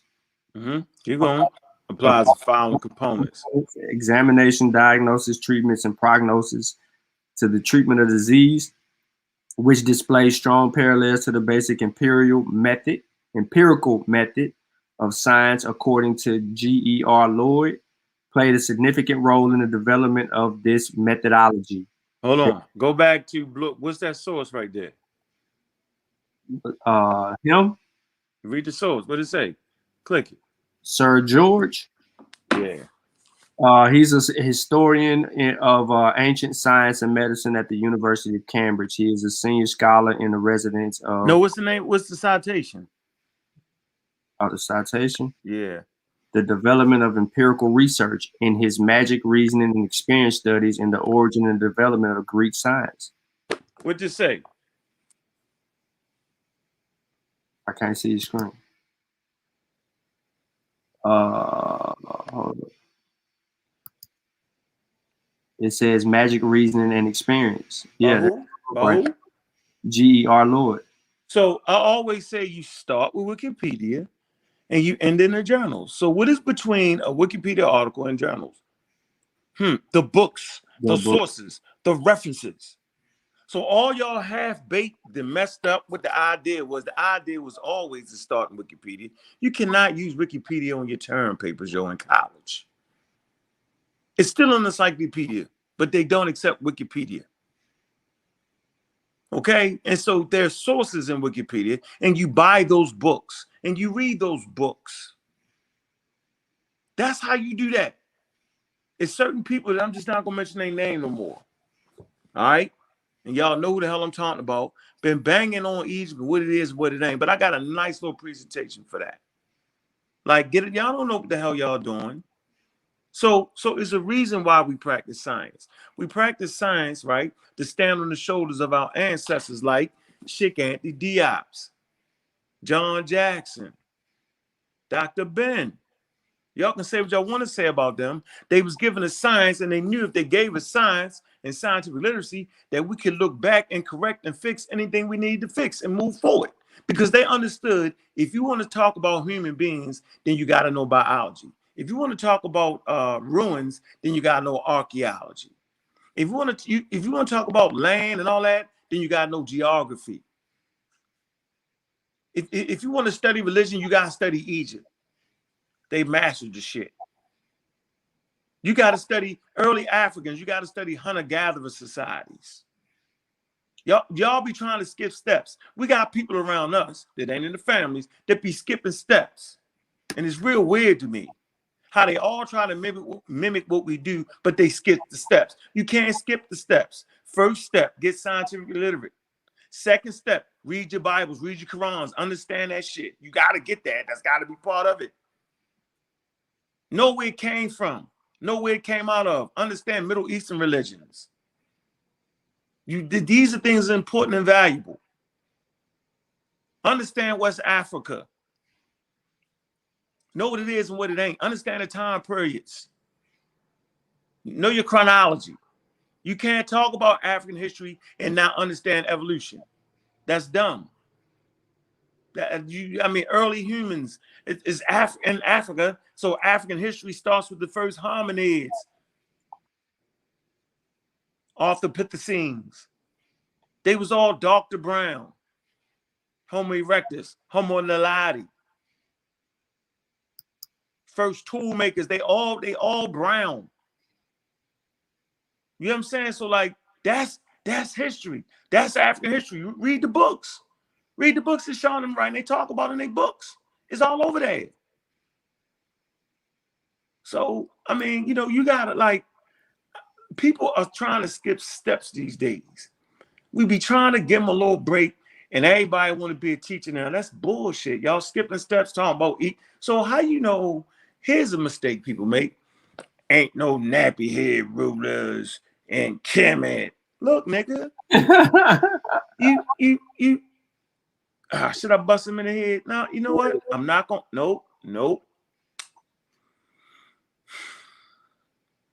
Let me see. Let me see if I can do this, Shawn. Let me see. Hold on. Ain't no nappy head rulers. First of all, I am Hotep the First was a Nubian and an Egyptian. Second of all, through the studies of baboons and different species of baboons, whenever they ranges cross, they mix. So the study of anthropology, which is the study of culture, you would know what wavy line pottery was. And if you know what wavy line pottery was, you know what I'm getting at. So I'm gonna hit y'all with something real slick. For the first let's say from 7,000 BCE, right, to when Kemet formed, the culture that was in the Middle Nile, okay, Upper Nile and the Lower Nile was the same. How do we know? Because we study wavy line pottery. So the culture, not talking about no individual, talking about the culture itself. When you find wavy line pottery from the Middle Nile all the way down in Sudan, right? Why ain't I mentioning Upper Egypt? Because at when you start talking about 10,000 BCE, there ain't nobody there now. Y'all should have known that. There was a new article that came out. I've been talking about it for years. That's why I started people at 160,000, because I understood that at 160,000 there wasn't any more people on the earth. They had all died out. The only place that they have found Homo sapiens sapiens in the strata. is at 160,000 years. And down that area, they call it the crucible of culture. Not nowhere else. There's nobody else, but the crucible of culture is in Howells Point Cave, Bloomblas Cave, Pentacle Point, all these areas. Nobody else living. They're all dead. They all died out. Right? And they make their way back up. Some split off and go to West Africa. Some split off and hit the Nile. They hit the upper Nile, though. They hit the ain't no desert yet. It's just it's the Green Sahara. All right. So the archaeological sites at 8,500 BC clearly show that there is no one in the lower Nile. They do not have archaeological sites there. So I don't want to hear about this shit. The culture came from the Mediterranean. Ain't nobody there. They in the Sahara and they in the Sudan and in the Middle Nile. Who makes that argument that the culture came from the Mediterranean? Because that's inaccurate. When you study African culture and traditions, you can see that it is very much so just like the rest of continental Africa. Just its worldview or perspective of how they do things is just a little bit different, but the nuances are similar across the continent when it comes to the way Africans saw their natural world and how they deify certain things and aspects of nature and so on and so forth. I mean, we only see differences in North Africa, closer to the Mediterranean, that had more influence on those North African people who didn't want to be African per se, but was right there on that continent. They were fair skinned. But the rest, like when you go from Kemet all the way across the Sudan or the Sahara, you see that. And going below in the Central, East, and South Africa, you see that. You see the rituals. You see the name ceremonies. You see the feast. You see the tribunals when it comes to marriage. When it comes to childbirth and things of that nature, how those things are deified in that cultural perspective. So for somebody to say that comes from the Mediterranean or another area would be ignorantly wrong. Yeah, well, that's all right. Stay that way, yo. What you mean? Let me see. Oh, the Egyptian black. Hold on. That's what I'm gonna hit y'all with. No. I need. Damn it. What's the name of this article right here? Ancient Egyptian race controversy. All right, historical. Nah, it can't be a historical hypothesis, specific day-to-day position. Okay, yeah, go to that article, Shawn. What article? The race theory, Egyptian race theory, the ancient Egyptian race theory, controversy. Oh, no. We want to know what the position is for modern scholarship. You said the who? The ancient Egyptian? Ancient Egyptian race controversy. Yeah, everybody a little treat. What is it? Wiki? Yeah. We want to read the position of modern scholarship since y'all try to call niggas blackologists and all the nonsense. I know what the hell a blackologist is. Y'all came up with the shit. Know what the hell I'm talking about? These niggas that y'all think is really teaching y'all. They the real blackologists. The question of the race of ancient Egyptians was raised. Nope. Just go to the position of modern scholarship. See? Yeah. Modern scholars who have studied ancient Egyptian culture and population history have responded to the controversy over the race of the ancient Egyptians in different ways. All right, hold on. So now we want to go to UNESCO. Yeah. This is where Theophile Banger, Shigant the Diops, and Walter Rodney was. They was part of the scientific community that was asking the question. Okay, the symposium. All right, go ahead, Shawn. This was black people. People of ancient Egyptian and deciphering the Meroitic script in Cairo in 74. The black hypothesis met with profound disagreement by scholars. Stop. So why would it be met like that? Because in science, there is no race. So if you say the Egyptians was black, you're wrong. If you say the Egyptians was white, you're wrong. There is no race. That is a social construct. So don't let them get you with that. So if a person is sitting there telling you, yo, y'all trying to make the Egyptians ain't black, yo, they following racism, white supremacy. Because they acquiesce to a faulty premise. What's the faulty premise? That the Egyptians are black. How can the Egyptians be black when there is no race? So our elders fell into that trap. They was acquiescing to a faulty premise. That's what I always say. Never acquiesce to a faulty premise. The faulty premise is that the Egyptians is a race. That's the faulty premise. And so when white people were saying they was white, we followed them down a rabbit hole. Now we can put our scientific literacy on it and clear the whole damn thing up, and it's gonna all make sense. So go ahead. It says what at the kite? Go ahead. Similar, The black hypothesis. none of the participants voiced support for an early theory where Egyptians were white with the dark or even black pigmentation. That's ridiculous. See how ridiculous that was? White people is crazy. They was black, they was white, but black. Yeah, that's crazy. Go ahead, yo. The arguments for all sides are recorded in the UNESCO publication, which we all should have. We got that. Egyptians chapter being directed by the proponent of black hypothesis, Sheikh Antijoke. At the 74 UNESCO conference, most participants concluded that the ancient Egyptian population was indigenous to the Nile Valley. It was for people from the north and south of the Sahara who were... Stop. The what? Hold on. Let's say the what? The what? Because we got people right now that y'all think is rocking saying what? Saying that it ain't nobody from the Sahara, sub-Saharan Africans ain't what, huh? We'll read it. What is he saying? We said sub-Saharan, people from sub-Saharan Africa. And it clearly states right here that it's from people from north and south of the Sahara who were differentiated by their color. There you go. So watch this. We're going to stop right there because this is modern scholarship. And we're going to keep reading. Y'all going to hear something that's going to be a damn trick. So I'm telling you all that knock it off shit. Not to mention sub-Saharan African, people be thinking that's kind of racist because it is. All right, let's get all that straight. They're trying to separate you. It's crazy. Just because some people was born on the equator. That still don't make you another race. Keep going though, Shawn. It's gonna get interesting.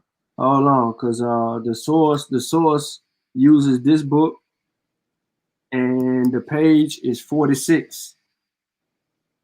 And on page 46, Ancient Civilizations of Africa. Existence or non-existence of migrations of consequence towards the Nile Valley. As regarded proceeding, the symposium remained very confused. More than one discussion was inconclusive. It talks about all the events in broad. As regards to the Paleolithic period, Sheikh Antijoke put forth the hypothesis that Homo sapiens settled progressively in the valley at the latitude of Memphis. Professor Abu Bakr said that too little information was available. Obanga, on the other hand, considered that between the upper... Hold on. So now all the information is available. Yo, we know that Homo sapiens was settled in the Nile. Yeah. Yeah, so we don't got to argue that. So Diops was right. Check that off right there. He was right. Who was the first people to settle on the Nile, y'all? Africans. Okay, now to get out of there, yo, you got to get the water. And people followed that route, and some went out near the Red Sea. But you need water, yo. You can't just run around this motherfucker without water. And the Nile produced water. So the people coming from up south at 160,000 years, you got lakes called, type in, it's called Lake Megachad. Y'all probably never heard of that. We've been teaching about this for damn near 15 years. Lake Megachad. This connected other river systems that would connect to the Nile. So it was waterways in the Green Sahara. They had mega lakes that was connected to other rivers, and they all ran to the Nile. Anybody want to challenge me on that? Be trying to let people breathe. We just got to take the oxygen away from them because they don't understand geography. So Diops was right. They were settled on the Nile before anybody left. Watch this. Before any Homo sapiens sapiens left out of Africa, see, they was on the Nile. Nobody no outside continent yet. Not to mention when the people left out of Africa, they died. They all died because they had to run back down to South Africa because it was during the ice age, a glacial stage. I believe it's glacial stage 6. Okay? Huh. And so where we at, Shawn? We Uh, right there. yeah. So in the book, it just backs up that conclusion that was put forth regarding Okay. Now coming from. watch. Now go ahead to the next. Watch this. Yeah, it says. Since the second half of the 20th century. Yeah, since the second half of the 20th century, most anthropologists have rejected the notion of race as having any validity in the study of human biology. Okay, so see, so we got to up our game. Don't be afraid. Don't be afraid. Let it go. Why do we let race go? Because race was why they enslaved us. They made up some corny shit called race, and we was the Negroids with the big lips and the peppercorn hair, nappy hair. Remember that race? I don't Yeah, know who the hell that was. I don't know who that was, but they made up a race of people those with big lips. Berbers. Those was Berbers. What they was, and they said it was Negroid, Caucasoid, and not Chinese, but what's the Asian? What's it called? Negroid, Caucasoid. What's the third one, yo? Lord, Huh? Mongoloid. Mongoloid. Oh, did you just kick yourself off? You just kicked yourself off. It's Mongoloid. Oh, he kicked himself out, y'all. But if you go to page, I don't know if y'all got UNESCO Volume 2, but if you go to page 48, the argument continues, the discussion about the people coming from the South and all of that. I mean, it's important to have those books. Yeah, okay, left. But let me, my screen is still sharing, so back to his thing. Yeah, it went down to what we were just saying. However, Stuart Smith writes in '01, any characterization of race of the ancient Egyptians depends on modern cultural definitions, not on scientific study. Thus, by modern American standards, it is reasonable to characterize the Egyptians as black. I'm gonna have to say that again. Smith writes in '01, any characterization of race of the ancient Egyptians depend on modern cultural definitions, not on scientific study. Thus, by modern American standards, it is reasonable to characterize the Egyptians as black, while acknowledging the scientific evidence for the physical diversity of Africans.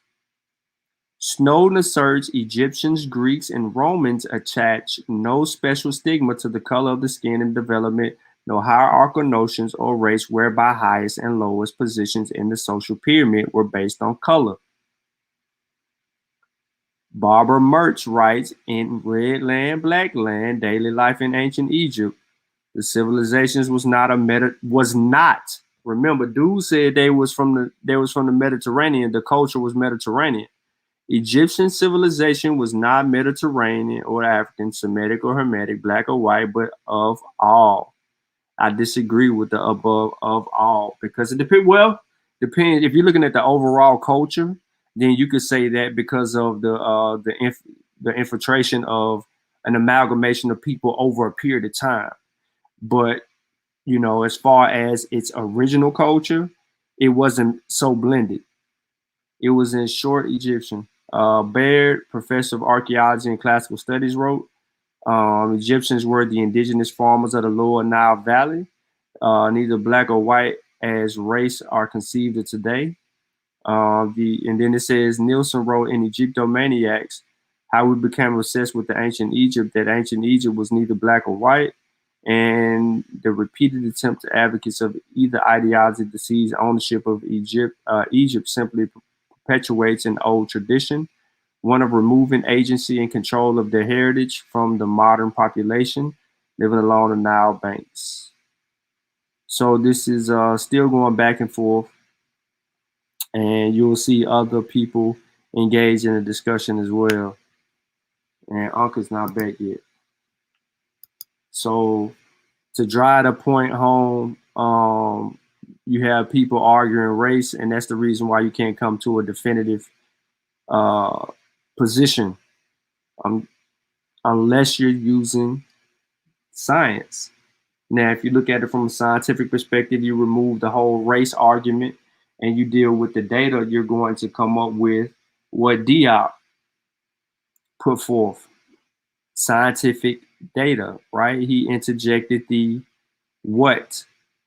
Who knows what Diop did as a part of the whole conversation, which changed the narrative of the discussion once he interjected that one critical piece of information. Let me check the chat, see what y'all got. Oh, keep talking about the link, man. You just switched. Now you're on pseudo killers. You got kicked off of Abju wearing, now you're on pseudo killers.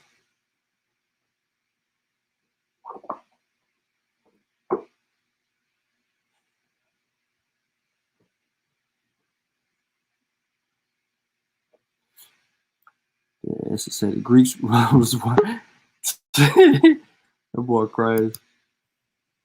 Yeah, damn phone died, yo. Yeah. So hold on. All right, so let's do this real quick. So okay, so you read that, right? Yeah. I stopped. heard you read that. I like how everybody threw their hat into the fray, right? You got YouTube up. Let me get this out of there. Hold on. Yeah. All right. So here, let me put this up on the screen share real quick, y'all. Let me give y'all a little tester. Little test. Show you where we at. I made some statements. Back it up. Let me show y'all, yo. What up, brothers from UK? I disagree with that too, Shawn. It was something they said. I disagree with that too. Yeah, in the article. Yeah, I was reading it. Oh, everywhere. No. Here we go. Here you go. Here y'all go. It's called climate control, Holocene, occupation in the Sahara. Share the screen, huh? Share the screen. I did share the damn screen. Oh, you ain't share the screen, bro. Oh man. All right. So here you go. I'm gonna do this for y'all. That's how we really get down. We get down just like this. We go to the Journal of Nature. We want to find out who here. First of all, this map right here shows you. Oh, dang, can y'all see that? Radiation dates for early mid-Holocene occupation sites in Eastern Sahara. The graph is arranged from north to south based on 500 radiometric results from our excavation non-oasis. Anyway, this is showing you the different animals and stuff and what time period that was there. All right, so at 9,000, you got these cattle right here. All right, y'all know who the cattle herders was, right? One of the damn Egyptians, was it? No. This is what I really want to put forth right here for y'all. We read this before, right, Shawn? Of course we did. So what y'all got here is a map. Can you see it, Shawn? Say what up? Huh? I fell off. Oh. All right. So we right here. You see the map, right? Yeah, I see you. So here you go. Yo, this is 8,000 before 8,500. Look right here. Can you see that, Shawn? Damn it. That says Sudan and Egypt. First of all, 8,500. Ain't no place called Sudan and Egypt, but it's giving you just like a reference. So at 8,500, these are the archaeological sites. These red dots represent where people are. They're all in the middle aisle. They all in the first cataract and second cataract. That's where they at. All right. They where Egypt meets Sudan. And the soot, that's where the people are. If you look up the Delta, if you look at the lower Egypt, there ain't no. Do you see any archaeological sites at 8,500, Shawn? Nah. All right. So I want you to know that the culture don't pop up out of nowhere. It's already developing on the Nile. Okay. Now you come to 8,500 to 7,000 BCE. Then you see some spread up to the Delta. You see how they spread all around. You got some all the way down, deep down south, right? You got sites right there. You see where they spread at, right? Yeah. Then when you come to 7,000 to 5,000, and I was telling you about them waving line pie, I'm gonna show y'all that. But right now, you're looking at all the dots, all the archaeological sites, and you see how the people are starting to move up north a little bit. Y'all see that? All right. So these people is mixing and matching. They mixing right here at 8,500 BCE. Now, when you come to 5,300, right, you see people on the Nile, they everywhere. All right. They all over the Nile. They up in the Delta now. All right. But they sure as hell ain't come from up north. They came from south and spread out. They came from the Sahara and spread out. It's right there for y'all to see. Ain't no getting around that. Not unless you got some more archaeological surveys. Because it says right here, it says climate control occupation in Eastern Sahara during the main phase of Holocene. The red dots indicate major occupation areas. White dots indicate isolated settlements in ecological refuge in what's this? Let me see. Episodic transhumanists. It's a rainfall zones are delimited by best estimates. Isotopes on the basis of geographical, archaeological, zoological, and archaeological botanical. Talking about plants, really. I know I'm mispronouncing that shit. Botanical data. They're talking about plants. They're talking about zoological animals during the last glacial maximus. Remember I talked about the Ice Age? Yeah, it's botanical though. Huh? Botanical. Yes, plants. Yeah. Okay, terminal Pedicine, 20,000 to 8,500. Oh man, no, I'm telling you right now, the culture is being developed at 20,000 and 8,000. Culture don't pop up out of nowhere. The Sahara Desert was void of any settlement outside of the Nile Valley and extending about 400 kilometers farther south than it does today. With the abrupt arrival of monsoon rains, that's the tilt wobble of the earth, brings the monsoon rains back up. Look it up. 8,500, the hyper-arid desert was replaced by savanna-like environments and swiftly inhabited by prehistoric settlers. Who is these prehistoric settlers, y'all? We know who these prehistoric settlers are in the Sahara. They're sub-Saharan African in type. All right, let me see. During the early Holocene human optimum, it say the Southern Sahara and the Nile Valley apparently were too moist and hazardous for. Hold on a minute. I lost my daggone space.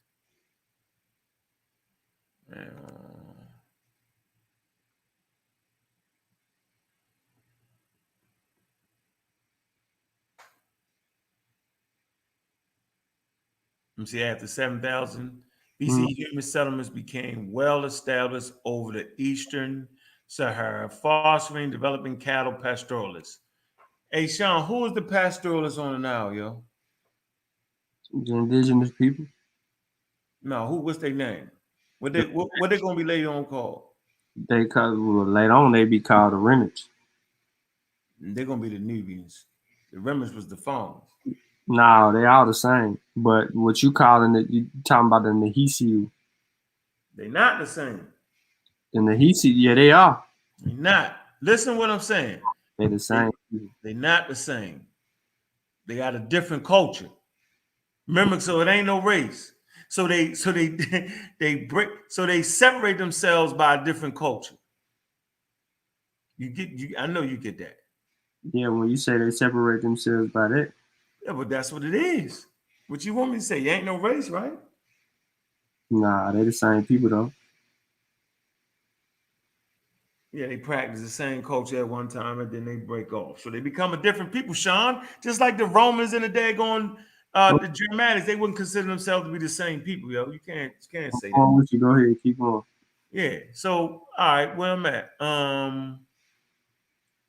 The rainfall caused the onset, desiccation of the Egyptian Sahara, 5,000. See, prehistoric populations were forced to the Nile Valley.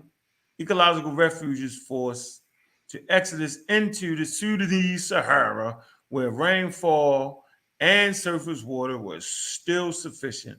The return of the full desert conditions all over Egypt and about 3,500 coincide with the eternal stages of pharaonic civilization in the Nile. Yeah, so basically, y'all can make this shit if you want. They in Africa doing this. All right. It's as simple. It ain't even complicated. It's just what they said at UNESCO in 1974, and just what they said in minor scholarship today. It's always been that. Take a good look at the map again and look at these settlements and look at it. It ain't nobody traveling from nowhere out. Later on, when dynastic Egypt, when Egypt started to form, then and people leaving out, right? So people leaving out during these periods, and then you start seeing people come back in.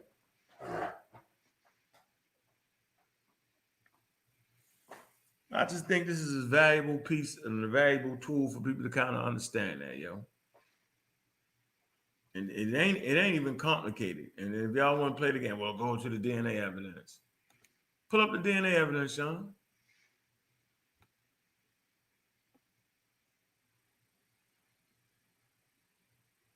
Where you at? Why you reading Muhammad letters? Huh? Why you reading Muhammad letters? Man, because I'm putting together the forward, nigga. You talking about Islam in this book, right? Yeah. All right. You know what I'm doing. Egyptian DNA. No, it's right in that. It's right on that daggone Hold up. one you had, yo. This what people think they want at. I didn't share my screen. Hold up. Let me unshare my screen. This they think they want. Oh, he got you with the DNA, yo. Same article, right? Mm-hmm. Go to the DNA part. It's right underneath for modern scholarship.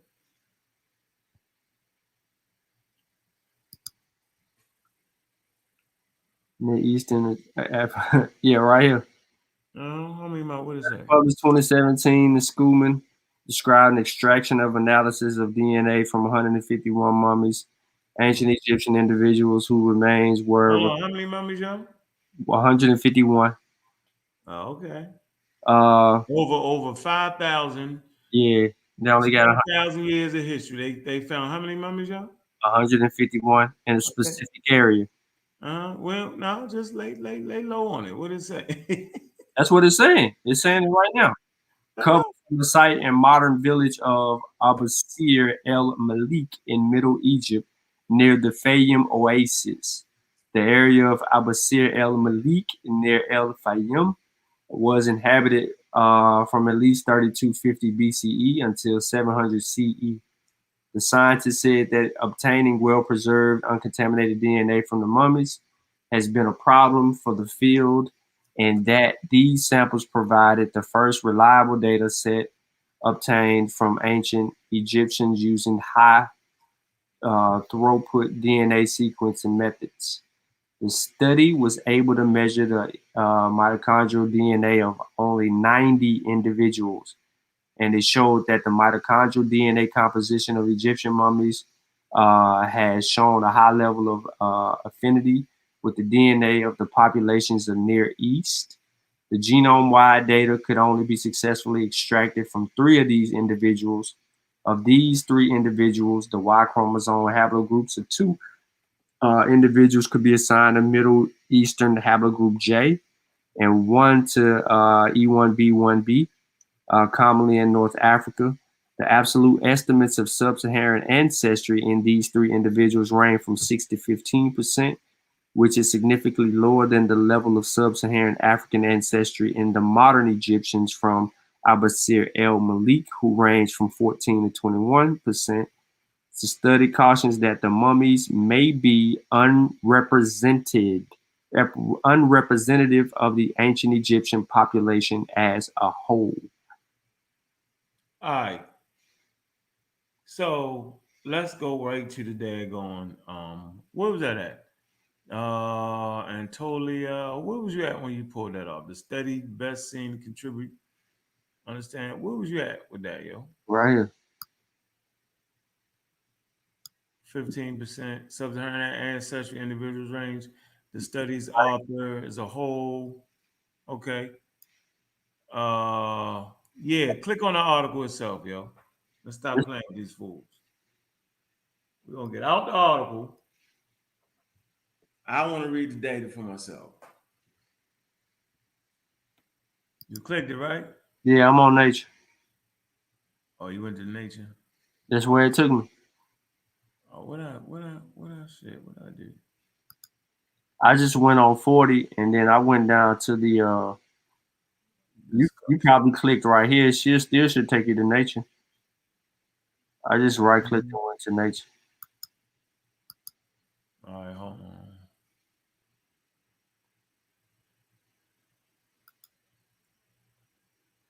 You went right here. You went to the NCBI. Yeah.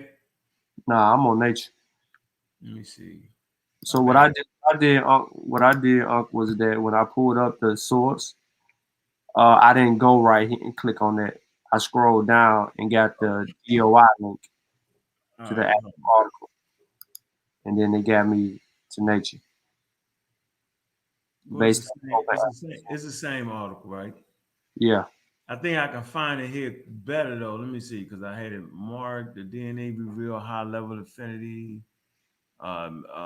Prehistoric occurred. Algenetics suggests Ptolemy. Hold on, chronology, the Roman period. No. DNA, man. Oh man.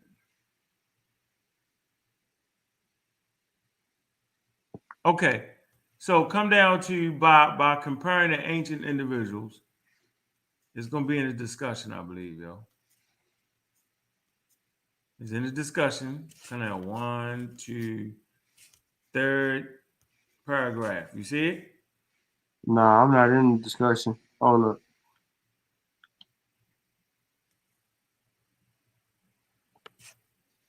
I'm in a discussion.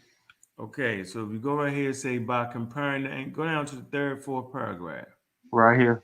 By comparing the ancient individuals from Monsieur El Malik. You there? Yeah. You see how big I blew it up? No, I ain't looking at your shit. I was looking at On okay. the whole page, I blew it all the way up. All right. Ancient individuals from Abasir el-Malik from modern Egyptian reference population, we found an influx of sub-Saharan African ancestry after the Roman period, which corroborates the findings by Hen and colleagues. Further investigation would be needed to link the influx, in particular, to historic process. Possible casual factors include increased mobility down the Nile and increased long-distance commerce between sub-Saharan Africa and Egypt. Trans-Saharan slave trade may have been particularly important as it moved between 6 to 7 million sub-Saharan slaves to northern Africa over a span of 1,250 years, reaching its high point in the 19th century. However, we note that all our genetic data were obtained from a single site in Middle Egypt and may not be representative of all ancient Egypt. It is possible that populations in the south of Egypt were more closely related to those of Nubia and had a higher sub-Saharan genetic component, in which case the argument for an influx of sub-Saharan ancestries after the Roman period might only be partially valid and to be See? So you got Negro pens using that as being all valid. Do they not do that, Shawn? Yeah. Okay, keep going. Watch this. Keep going. Throughout pharaonic history, there was an intense interaction between Egypt and Nubia, ranging from the trade of conquest to colonialism, and there is compelling evidence for ethnic complexity within households, with Egyptian men marrying Nubian women and vice versa. Clearly, more genetic studies on ancient human remains from southern Egypt and Sudan are needed before epidetic. Epidetic. Yeah, you know what that word mean, right? Yeah, here you go, right here for the people. You read this aloud, which is clearly established or beyond dispute. So why are they trying to say it is, yo? I don't know. What's the joke, yo? Like, that's why I mentioned the baboons and how when ranges cross. So I said that for a reason. So when I got here, y'all could see that these cultures, they run up into each other, yo. And so you got, just like in Mexico and Texas, right? When you go to Texas, you're going to see a Mexican culture. If you go on the other side of Texas in Mexico, you're going to see American culture. That's where it go. So those people, you know what I'm saying, they've been mixing back and forth like for eons. You know what I'm saying? So, anything other than that and understanding that and understand humans and the complexity of it, yo, y'all mad, yo. Y'all stay mad, yo. Y'all got to stop that, yo. I don't want to hear that no more. It's time out for all that, yo. Egypt is a homegrown indigenous culture, yo. All right. Africans in all complexion. Can you show me the original African Americans, Shawn? Are the No, original African Americans dark skinned, Shawn? No. Are the original African Americans light skinned? No. Do the original African Americans got straight hair? And they got all of that. They dark skinned, they light skinned, they brown skinned, they got nabby head, knotty hair, they got straight hair, they got wavy hair, all complexions. As simple as that, yo. So if you can understand America, you should sure the hell understand motherfucking quote unquote Egypt. Homegrown. That's what modern scholarship say, not what y'all Negro opinions say. Making up shit and can't source your shit up. Now, how about that? We not racist white supremacists, and we don't promote that. So the Egyptians ain't got to be dark, black, and nappy head to be Africans. Y'all tripping. Now, y'all fell into the trip. Crazy, yo. Bananas. You never hear them say that about Rome. You never hear them say that about Britannica. Never hear them say about Germania. You never hear them say that. Oh, what the hell is Germania? Oh, yeah, well, what the hell is Britannica? Yeah, that's where the Brits come from. Do your European study like John Henry Clark said. French and all them, they was different tribes where they broke up. All right? You got the Roman Empire. Look at Italy. Look where that's at. Hey, Shawn, can you pull that map up? Britannica, Germania, Roman Empire map so I can show people. Britannica. Yeah, I know you heard of that before. The motherfucking nigga. Britannica, Romania, who? Germania. Oh yeah, that's it. Britannica, where the Brits and the Germans come from, and the Rome, and they was fighting against the Brits, and they was fighting against the Germans. They wasn't called Germans yet. And the Russians, before they was the Russians. And like Shawn would say, they really all the same people. There you go. I know. That. Let's get down. What you got? What they say? Britannia, Germania. Okay. Britannica. See? All right. So y'all know what the Roman Empire is. Right there, right? Y'all see where Africa is. Look, it's showing where Africa is, Shawn. Right here. That's it. That's all Africa is. Show them again, Shawn. Where it say where Africa, see it? Yeah. That's all Africa was. Yeah. That's all it ever was. They named that. That's it. Show them where Britannica is. Right there. Yeah, they was trying, couldn't even conquer that shit. It was crazy. Germania. That's where the Gulfs and the mountain Gulfs come from, the berserkers and all, and they come out of there. Samarta, I believe that's where the Russians come from. All right. So the Romans was fighting these people, and they called them all barbarians. The Romans called them barbarians. So this is what zone they in, Shawn. Zone 2 and 1, what zone they in? They in Uh, zone 2, zone 1, what zone they in? Zone 1 and 2. Okay. All right, so the complexion gonna vary, but y'all niggas would never say, "Oh, they all different." Yeah, they is all different to them back in that day. They ain't had no DNA. They ain't know. But you would never say that. Knowing what we know today, you would say, "Yo, they like you said it earlier." She said, "It's same people." Am I tripping or not, Shawn? Yeah. Okay, but back then in antiquity, they hated each other. Am I correct in that, Shawn? Yeah. Okay. Okay. I'm just showing y'all something. I'm trying to get y'all to understand, yo, how Europeans played this game. They never act like the motherfucking Britons and the French and all that. And the wrong, they all be like, "Oh yeah, they all name them Europeans." Am I not right or wrong, Shawn? Mm-hmm. So don't get mad if we name them all Egyptians. See, there you go. See the joke? Y'all get that, right? Okay. How come when they come down to Africa, the Nile, see, the Nile goes through 2 zones too, but it goes through zones where you get super black. Mm-hmm. That's the difference. All right. And based off of y'all thinking there's a race, just because a person is darker skinned with a different phenotype, y'all think that that's not it. They just adapted to their area, yo. It's called evolution. It's called mutation, transformation over time. It's called protection against the UVA rays.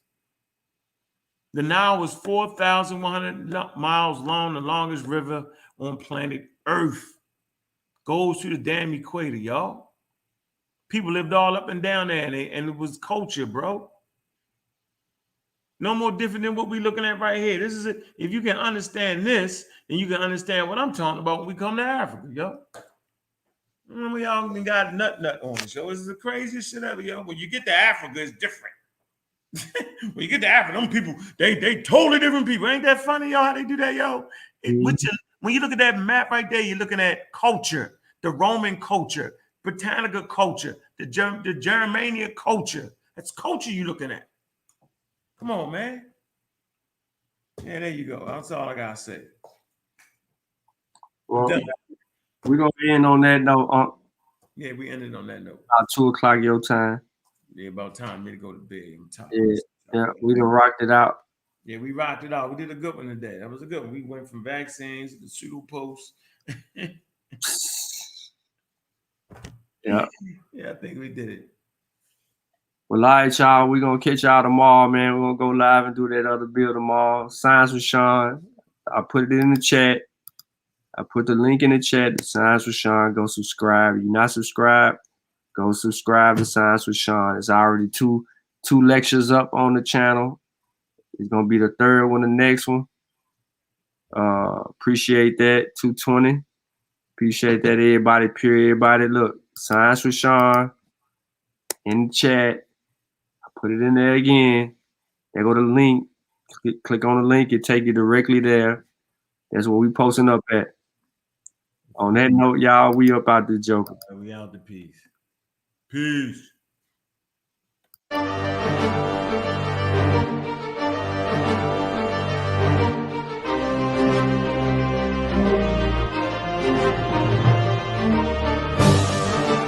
Log in to KofiPaisaTV.com and get Spears of the Mossy Volume 1 by Kofi Paisa Research Team, from Spears the Pen Volume 2 by Kofi Paisa Research Team, Spiritual Combat Volume 3 by Kofi Paisa Research Team, One Night Before Bed by Any Harek Shawn Calfunny, Kalawa's Trip to the Motherland by Kofi Paisa, From Cocaine to Consciousness by Any Harek Shawn Calfunny, As I Learned, We All Learn by Kofi Paisa.